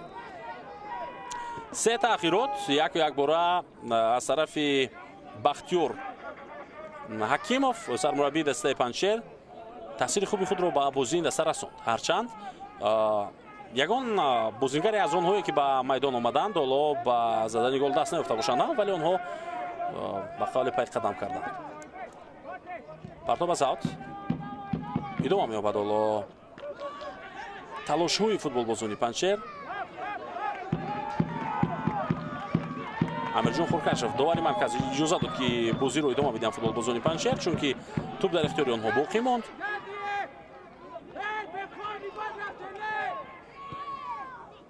حالا ببینید وقتی که فوتبالبازان پنجشیر اندک فشار می‌آورند، تیم حاصلات موقع خود رو هر یک بازیگرش از دست می‌دهد. این معنی رو دارد که مشکلی ها در این دسته خیلی زیادند. کریستیان توپ رو در اختیار دستش نگه داشت، پس به کنار ارسال به خط جریمه‌گاه دسته حاصلات و امکانیت میتواند برای زدن ضربه نوبتی هم به میان بیاد، اما این قریب بود که بعد خطای بورت نیگیاشی خب برای فوتبالباز دسته پنچر به میان میآمد. اکومدی جوزف آسیب گرفته است. فریدون شریپов از پا افتیده است.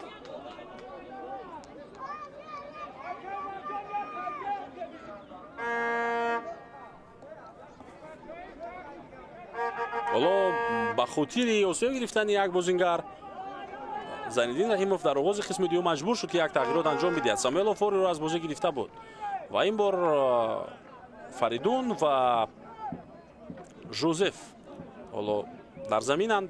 کی از میان اینها عوض کرده می شود حالا ما نمیدونیم. به هر حال با بازیگرانی که در هیئت احتیاطی حاصل هستند به غیر از یاپه و کاپاوا که به میدان آمد توجه کنیم اگر اونجا دلیر عزیزов، سیدامیر علیев، خورشیدبек назаров، عزیزبек سلطانов، شفقت یوتم و محمد شریف سیدخوجا قرار دارند. زینالدین رحیمов البته میتواند از میان آنها خب نفرانی رو که پیش از بازی انتخاب کرده بود به میدان بیارد.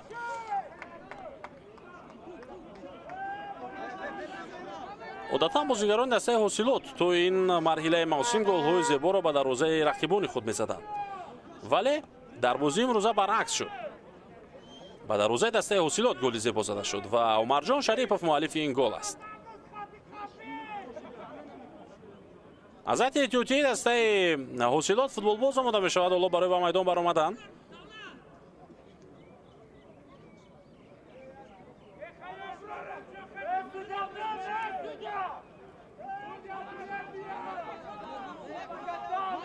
با احتمال زیاد تغییرات اول در دروازه دسته پنچر می شود حالا در قسم دوم. در همین وضعیت من در نظر دارم هرچند حالا تغییرات اول یعنی یکمین تغییرات در آغاز نیمه اول بود. در آغاز نیمه دوم کاپا و یاپه با میدان آمده بود.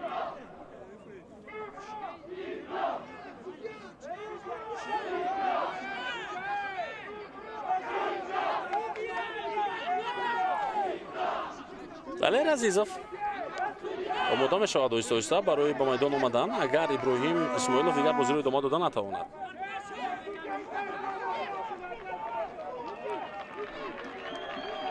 خردترین مخلص را ما در ورزشگاه میبینیم.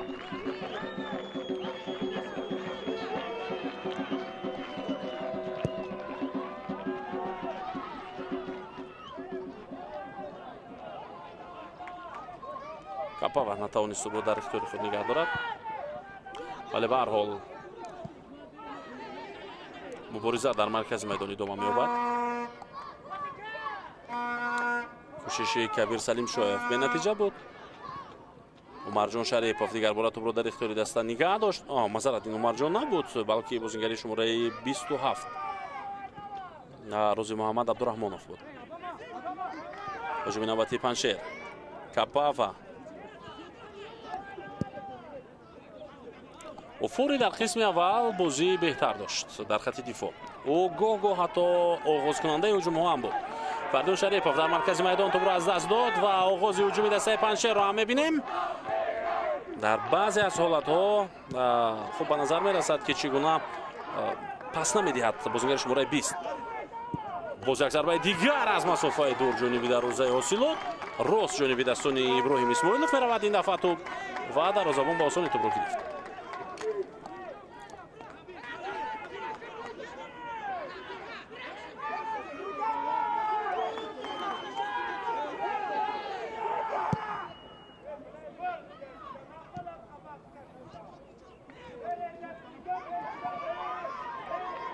هجوم دسته حاصلات رو می‌بینیم. حالا در نیمه دوم اسلام زویرов و عموما بازیگران دسته حاصلات چندان نمایان نیستند در میدان و کاری اساسی رو دسته پنچر کرده ایستاده است. برای کامبک کردن با همه قوای خود مبارزه میبرد این دسته. شرالیف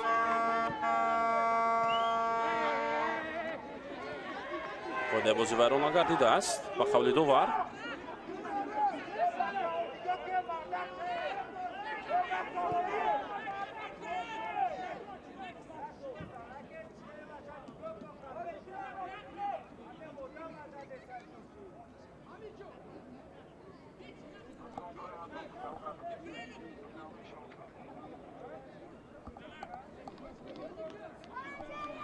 ҳоло дастаҳои ҳосилот ва панчер албатта дар баробари дигар дастаҳои лигаи олӣ имкон доранд ки дар ҷоми Тоҷикистон бозиҳои худро албатта баргузор кунанд ва чанд рӯз пештар қуръакашии марҳилаи муқаддамотии ҷоми Тоҷикистон баргузор гардид. ҳоло фақат дастаҳо аз лигаи якум онҷо дар марҳилаи муқаддамотӣ бозӣ мекунанд ва дар давраи шакниҳои чанд даста аз ин мусобиқа албатта роҳ меёбанд ва бо дастаҳои лигаи олӣ бозӣ хоҳанд кард. Хуб, тағйирот дар дарвозаи дастаи ҳосилот ахиран анҷом дода шуд. Иброҳим Исмоилов аз майдон гирифта мешавад бо сабаби осебе ки дасти ӯ бардошт ва Далер Азизов ба ҷои ӯ ба майдон омад, рақами 1. таҳти шумораи 11 Санде Лонгчисонг аз майдон гирифта мешавад ва рақами 63 хуб Муҳаммад Шариф Саидхоҷа ба ҷои ӯ вориди майдон шуд. тағйироти сеюм ҳам ҳаст ва ки ҳоло аз бозӣ гирифта мешавад дар ҳамин вазъият? Фаридун Шарипов хаста ба назар мерасад имрӯзингар дар 70 дақиқаи бозӣ ва ба ҷои ӯ ба майдон мебарояд Шавкати Отам.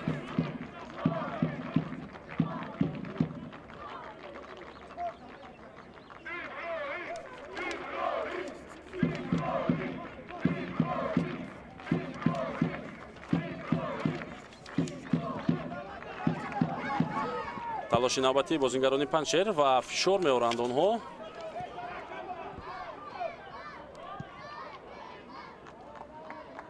ҳоло аут.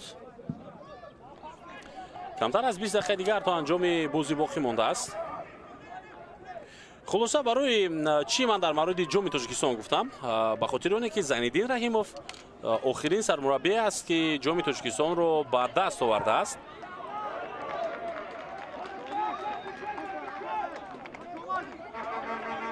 ва дар финал муқобили Хуҷанд бозӣ кард, Хуҷандро шикаст дод. Пештар аз он дар даври нимниҳоӣ Истиқлолро шикаст дод. Дар даври чаҳори якниҳоӣ ин даста Шодмони Ҳисорро шикаст дод. хулоса роҳи осонро тай накарда буд дастаи Регартадаз ва воқеан қаҳрамонии ҳақиқӣ аз тарафи ин даста дида шуд. ҳоло то дар майдон боқӣ монд ё не? На, садои шаки довар баланд мешавад ва ҳуҷуми навбатии панчер бенатиҷа ба анҷом расид. хулоса бо заҳматҳои зиёд ва бо бозии хуби худ ва бо кори дурусти Зайниддин Раҳимов даста ба қаҳрамонӣ расида буд дар ҷоми Тоҷикистон. ҳоло акнун имсол бо ин ҳайате ки ҳосилот дорад, бо ин бозие ки ҳосилот дорад, оё Зайниддин Раҳимов метавонад бозам даъвои бозии хуб дар ҷоми Тоҷикистонро кунад? ҳарчанд дар лигаи олӣ ҳоло барои дастаи ҳосилот фикр мекунам ин мавсим чандон шонси зиёд нест ва барои боқӣ мондан, барои дар миёнаи ҷадвал қарор гирифтан асосан бо эҳтимоли зиёд бозӣ хоҳад кард дастаи ҳосилот. вале дар ҷом ки онҷо марҳилаи плей-офф аст, ин аз даври шакниҳои шурӯъ мешавад бозиҳо, метавонад бо як бозии хуб масалан як марҳиларо пушти сар кунад, бо як ғалабаи ҳарчанд мушкил ҳам ки бошад метавонад аллакай ба даври чаҳорякниҳоиву нимниҳоиву ҳатто ба финал барояд, агар ин даста бозиҳои хуб нишон бидиҳад. бозиҳои устувор ҳамон гуне ки муқобили Истиқлол бозӣ кард ва як имтиёз ба даст овард дар оғози ин мавсим, голе ки онҷо Ислом Зоиров зад. ин саволе аст ки ҳоло фикр мекунам ҳар як мухлиси дастаи ҳосилот онро ба худ медиҳад. зарбаи кунҷӣ ба фоидаи дастаи панчер.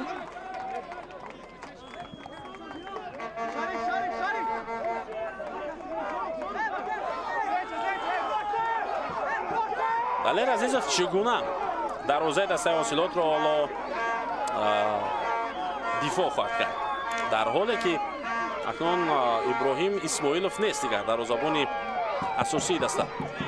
паси заминӣ, зарба бо пушти пой дар ҳамбарҳамӣ дар ҷаримагоҳи ҳосилот ва ин бор тоб аз пои футболбози панчер аз майдон берун гардид.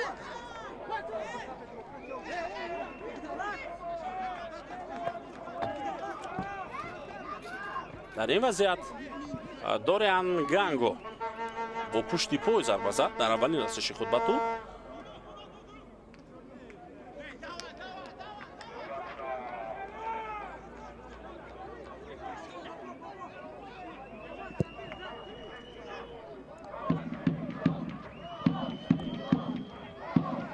فایده بازی ویران نشد و فوتبالبازان پنچر دوباره توپ را به اختیار خود برگرداندند. عبداللهیف هجومی با سرعتی دسته پنچر رو میبینیم. حالت افساید هست یا نیست.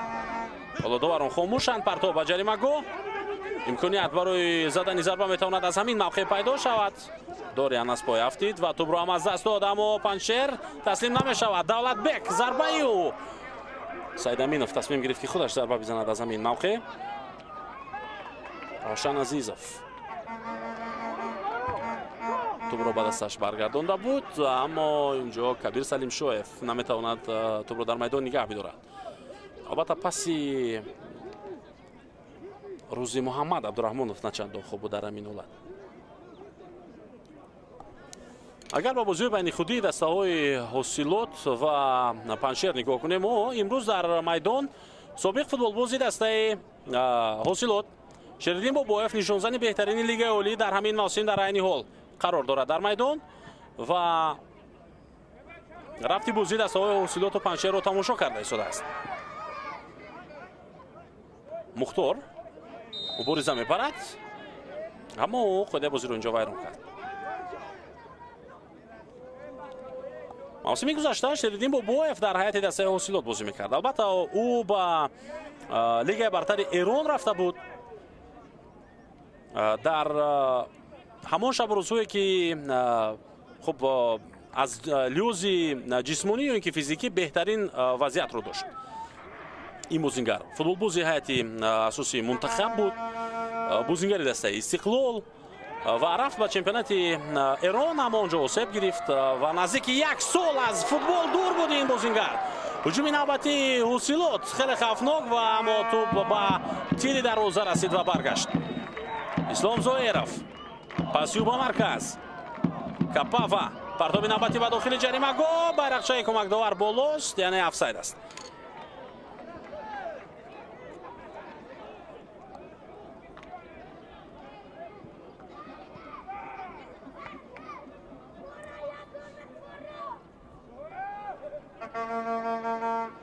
خب درباره شریدین باباєv گفتیم، هرچند او بازیگر این دو دسته نیست ولی در میدان هست. نزدیک یک سال از فوتبال دور بود، اما پیوسته تمرین‌های خود رو در شبکه‌های اجتماعی می‌گذاشت که چگونه تمرین می‌کند برای بازگشتن و بازگشت خود رو با دسته حاصلات شروع کرد، با دسته که حالا در میدان بازی کرده شده است. شاید به همین خاطر است که حالا او بازی دسته سابق خود رو آماده از نزدیک تماشا می‌کند و من باور دارم که از میان حاصلات و پنچر و حاصلات رو مخلصی کرده شده است. اکنون برای روشن کلاب آمد و تلاش‌های او بر این است که به هیئت منتخب نیز دوباره برگردد.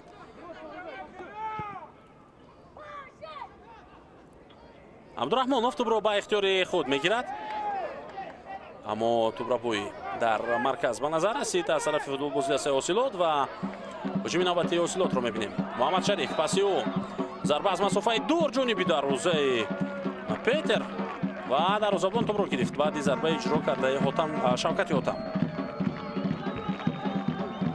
ойбек عبدالغفارов توپ رو به اوت فرستاد.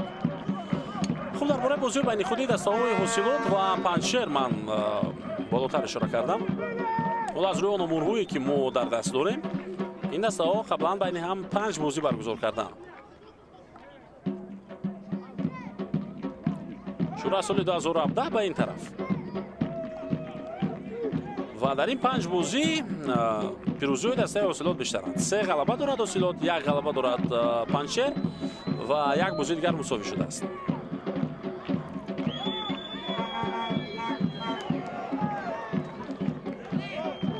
از مسافه بسیار هم دور اینجا ضربه زده شد و توپ از خب میدان بیرون گردید.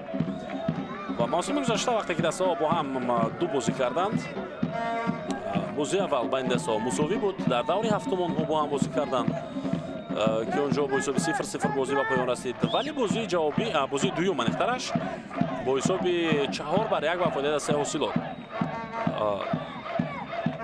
جمع بست شده بود.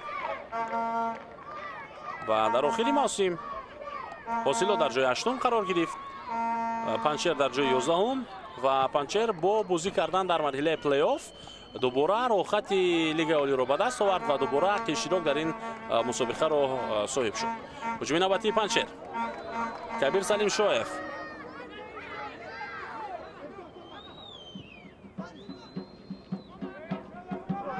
Умарҷон Шарипов.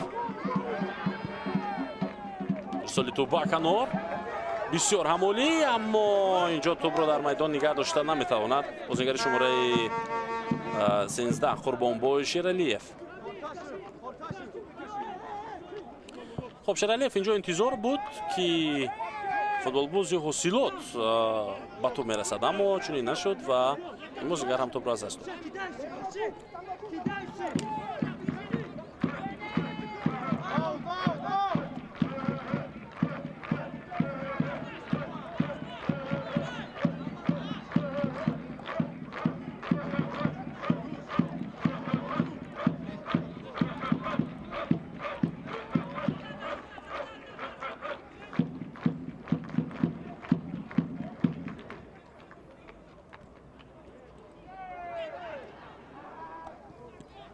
бориза дар маркази майдон. паси Шавкати Отам ба Ислом Зоиров. Капава. камтар аз 10 дақиқаи дигар то поёни бозӣ дастаҳо боқӣ мондааст. албатта то поёни вақти асосӣ, чунки онҷо довар боз чанд дақиқаи дигар илова хоҳад кард. вале ин ҳама вақт низ вақти кам нест барои дастаи Панчер. агар он талошҳоеро ки шогирдони Бахтиёр Ҳакимов доштанд то ин дам идома додан бигиранд, ҳарчанд мо медонем ки хаста шуданд. пас ҷазобияти ин бозӣ то охирин сониҳаҳои рақобат боқӣ хоҳад монд. ва аввалин пирӯзии дастаи ҳосилот низ ҳоло зери суол хоҳад рафт. ҳуҷуми навбатии Панчер. тоғиҷи анҷом додаи Арсен сабаб шуд ки инҷо тӯб аз майдон берун гардад.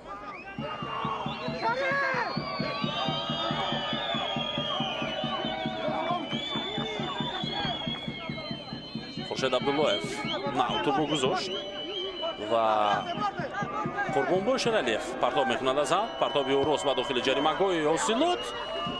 тӯб дар дасти дарвозабон Далер Азизов.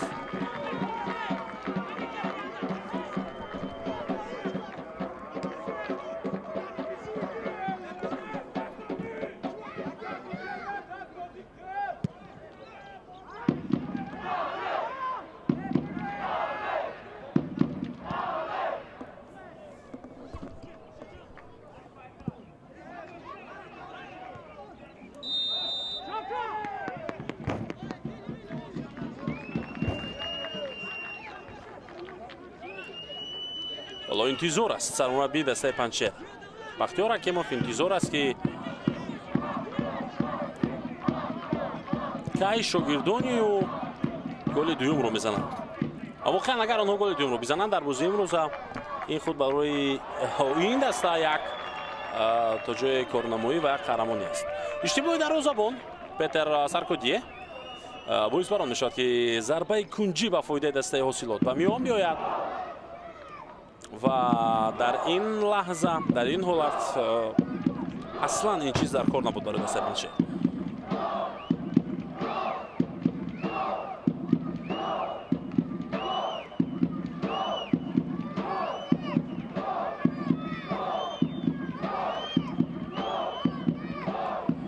ҳама мухлисони дастаи ҳосилот гол мегӯянд. Муҳаммад Шариф ирсоли баланд ё ба дохили ҷаримагоҳ ва бартараф мешавад ин вазъият. боз як ирсоли дигар. тӯб дар дасти дарвозабон. ҳуҷуми ҷавобии дастаи Панчерро мебинем. аз канори рост мубориза бурд Абдуллоев то охир, вале ӯ дар нигоҳ доштани тӯб муваффақ нашуд.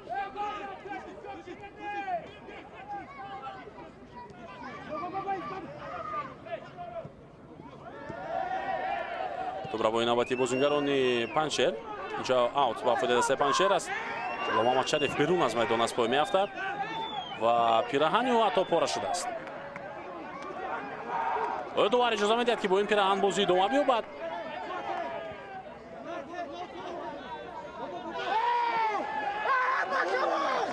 бозам аут ба фоидаи дастаи Панчер гуфта шуд.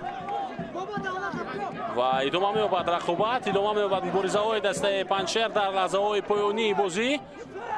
партов ба дохили ҷаримагоҳ. Далер Азизов дарвозабон тӯбро ба дасти худ гирифт. фикр мекунам ҳанӯз довар пироҳани Муҳаммад Шариф Саидхоҷаро надидааст.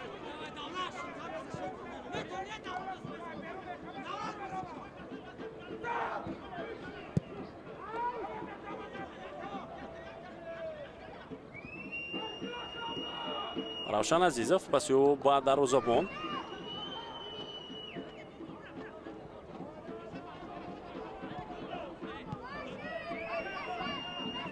дар ҳуҷуманд бозингарони инахтараш дар ҳолати фишор овардан бозингарони дастаи ҳосилот.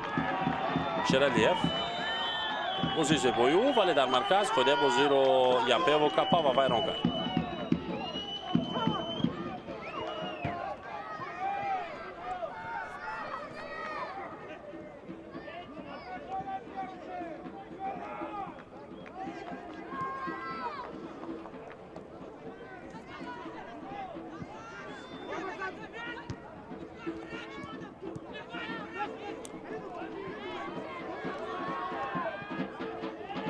қоидаи бозӣ вайрон шуд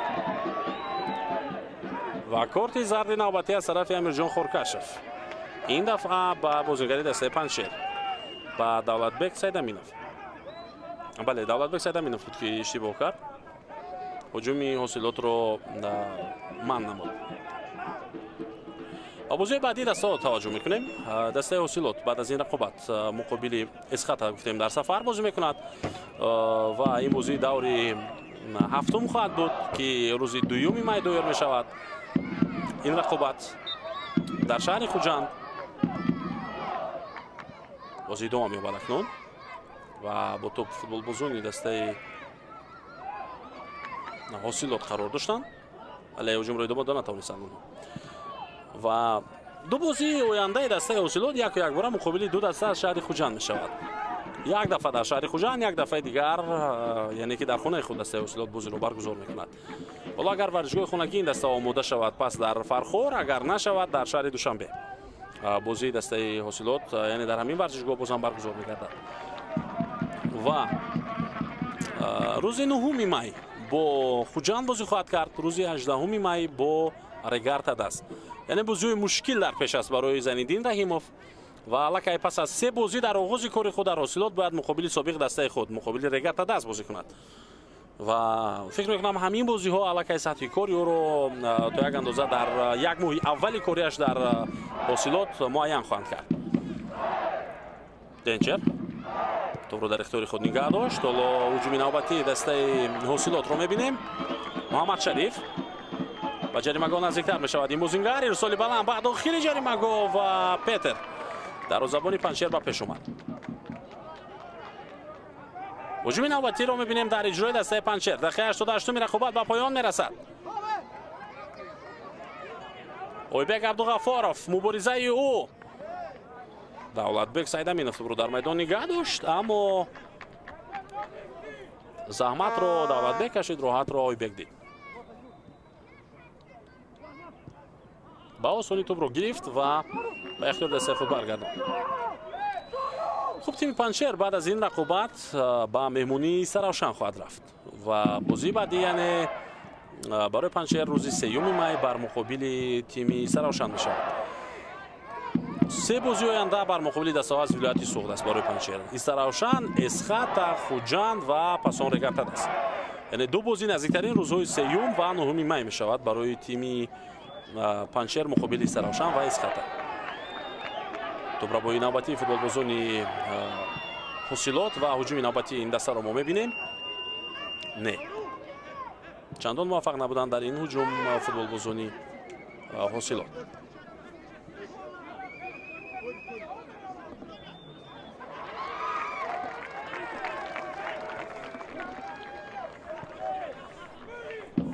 ҳарчи бештар вақт бигзарад, ҳамон қадар хубтар аст барои дастаи ҳосилот, чунки онҳо ба аввалин ғалабаи худ мерасанд. Акомади Жозеф ирсоли ӯ ба дохили ҷаримагоҳ. аут ба фоидаи Панчер. Умарҷон Шарипов, Равшан Азизов, Ирсолио. Обик Абғафоров албатта таҷрибаи хуб дорад ва дар чунин ҳолатҳо ба эҳсосоти чандон зиёде дода намешавад. яъне ӯ иштибоҳ кам мекунад дар чунин лаҳзаҳо. Кабир Салимшоев, паси ӯ, аммо ҳамдастааш дар ин вазъият омода набуд барои идома додани ҳуҷум. Вақт ба поён расид ва ба дастаҳои ҳосилоту Панчер 7 дақиқаи дигар дода мешавад аз тарафи довар.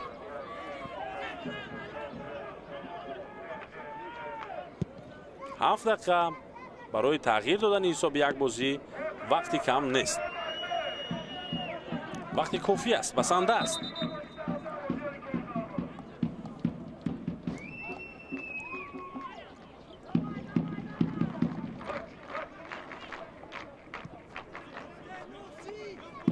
аммо ё аз ин вақти илова кардаи довар футболбозони Панчер истифода бурда метавонанд ё не? лаззати эҳтиётии дастаи ҳосилоти Фархор боз як футболбози дигар омода шуд ва ин Азизбек Султонов аст ки пас аз чанд лаҳзаи дигар ба майдон хоҳад омад. албатта ин тағйирот аз тарафи Зайниддин Раҳимов пеш аз ҳама барои кашол додани вақт метавонад анҷом дода шавад. пас Шералиев ба марказ, аммо Мухтор тӯбро дар ихтиёри худ нигоҳ дошта натавонист. Ортиқов дар ҳамин вазъият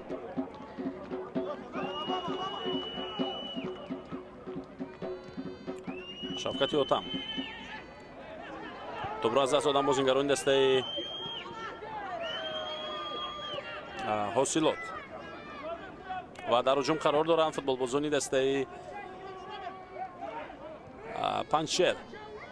Умарҷон Шарипов, паси ӯ, ирсол ба дохили ҷаримагоҳ ва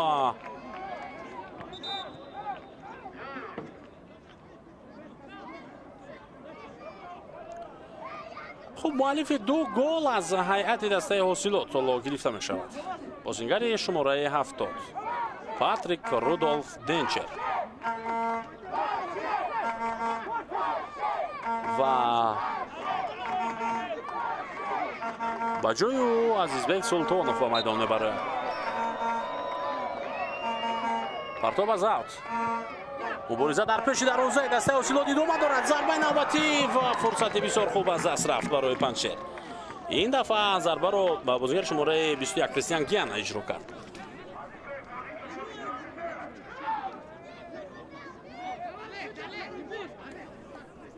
хеле хуб мубориза бурданд футболбозони Панчер, аммо ин ҳам басанда набуд барои задани гол.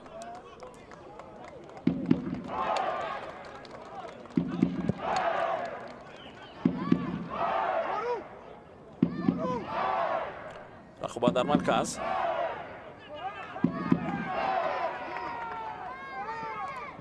боз як ҳуҷуми дигари футболбозони Панчерро мебинем. ирсоли баланд ба дохили ҷаримагоҳ, тӯб дар дасти дарвозабон Далер Азизов аст.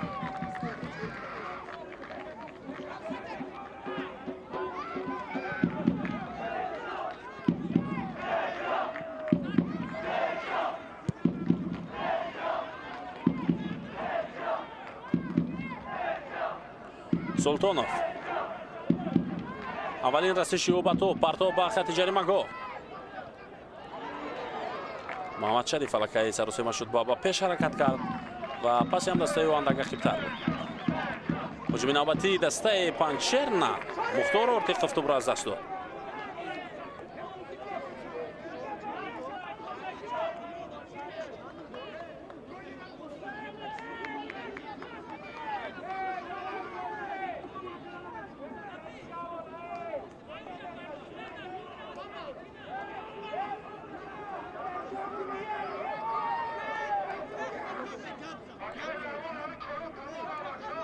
ҳоло 3 дақиқа дигар то поёни бозӣ боқӣ мемонад. партоб аз аут.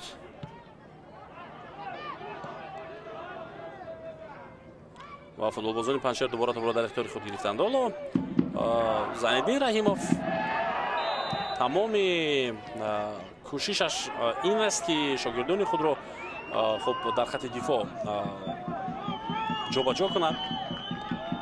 то ин ки мабодо ин бартарӣ аз даст равад.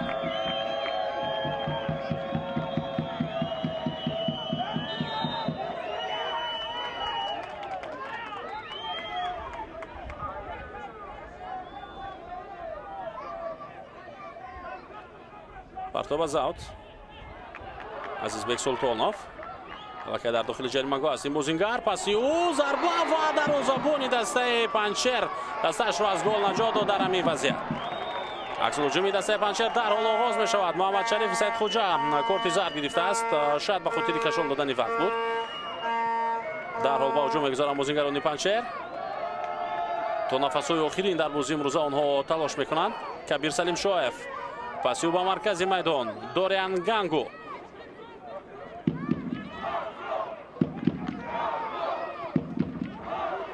Дориан ирсоли ӯ ба канори рости хати ҳуҷум. Кристиан Равшан Азизов партоб ба хати ҷаримагоҳи дастаи ҳосилот. Абдуллоев тӯбро ба ихтиёри Панчер баргардонд, аммо ӯ паси охиринро иштибоҳ кард ва натавонист дуруст анҷом диҳад. фишор меоранд бозингарони Панчер. дубора аз маркази майдон ҳуҷуми худро ҳам оғоз хоҳанд кард. Равшан Азизов дифоъгари марказӣ капитани даста ба ҳуҷум рафт, вале фурсатро аз даст дод. акнун мавқеъ дар хати дифоъ озод аст ва аксулҳуҷуми дастаи ҳосилотро мебинем. Ислом Зоиров паси сахти ӯ ва Азизбек Султонов имкон надошт дар ин ҳолат ки ба топ бирасад. охирин дақиқаи вақти илова кардаи довар шурӯъ мешавад ва боз як кӯшиши дигари футболбозони Панчерро мебинем. қоидаи бозӣ вайрон шуд.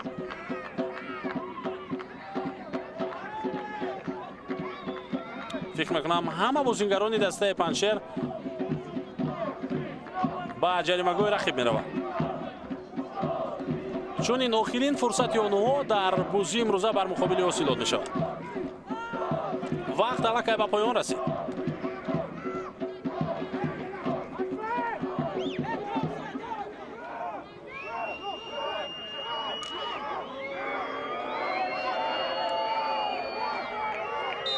садоштаки довар ирсоли баланд ба дохили ҷаримагоҳ ва зарбаи кунҷӣ.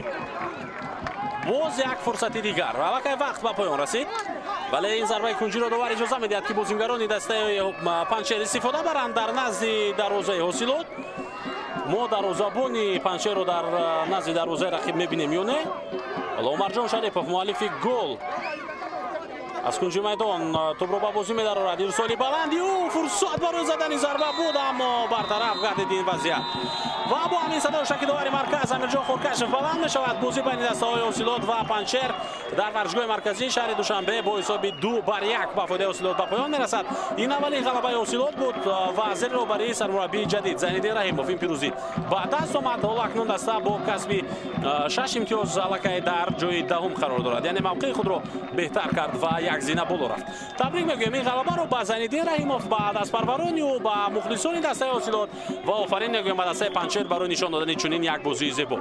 Денчер дар дақиқаи 22 ва 34 голҳои ҳосилотро зад. Умарҷон Шарипов дар дақиқаи 62 голи ягонаи Панчерро аз масофаи дур бо як зарбаи олӣ ба дарвозаи Иброҳим Исмоилов зад. бо ҳамин гузориши мустақимо ба анҷом мерасад. Иномиддин Аҳмадзод бо ҷамъи ҳамкорони техникиам дар хидмати шумо будем. то дидорҳои дигар сарбаланду муваффақ бошед ва аз футбол дур нашавед. хайр.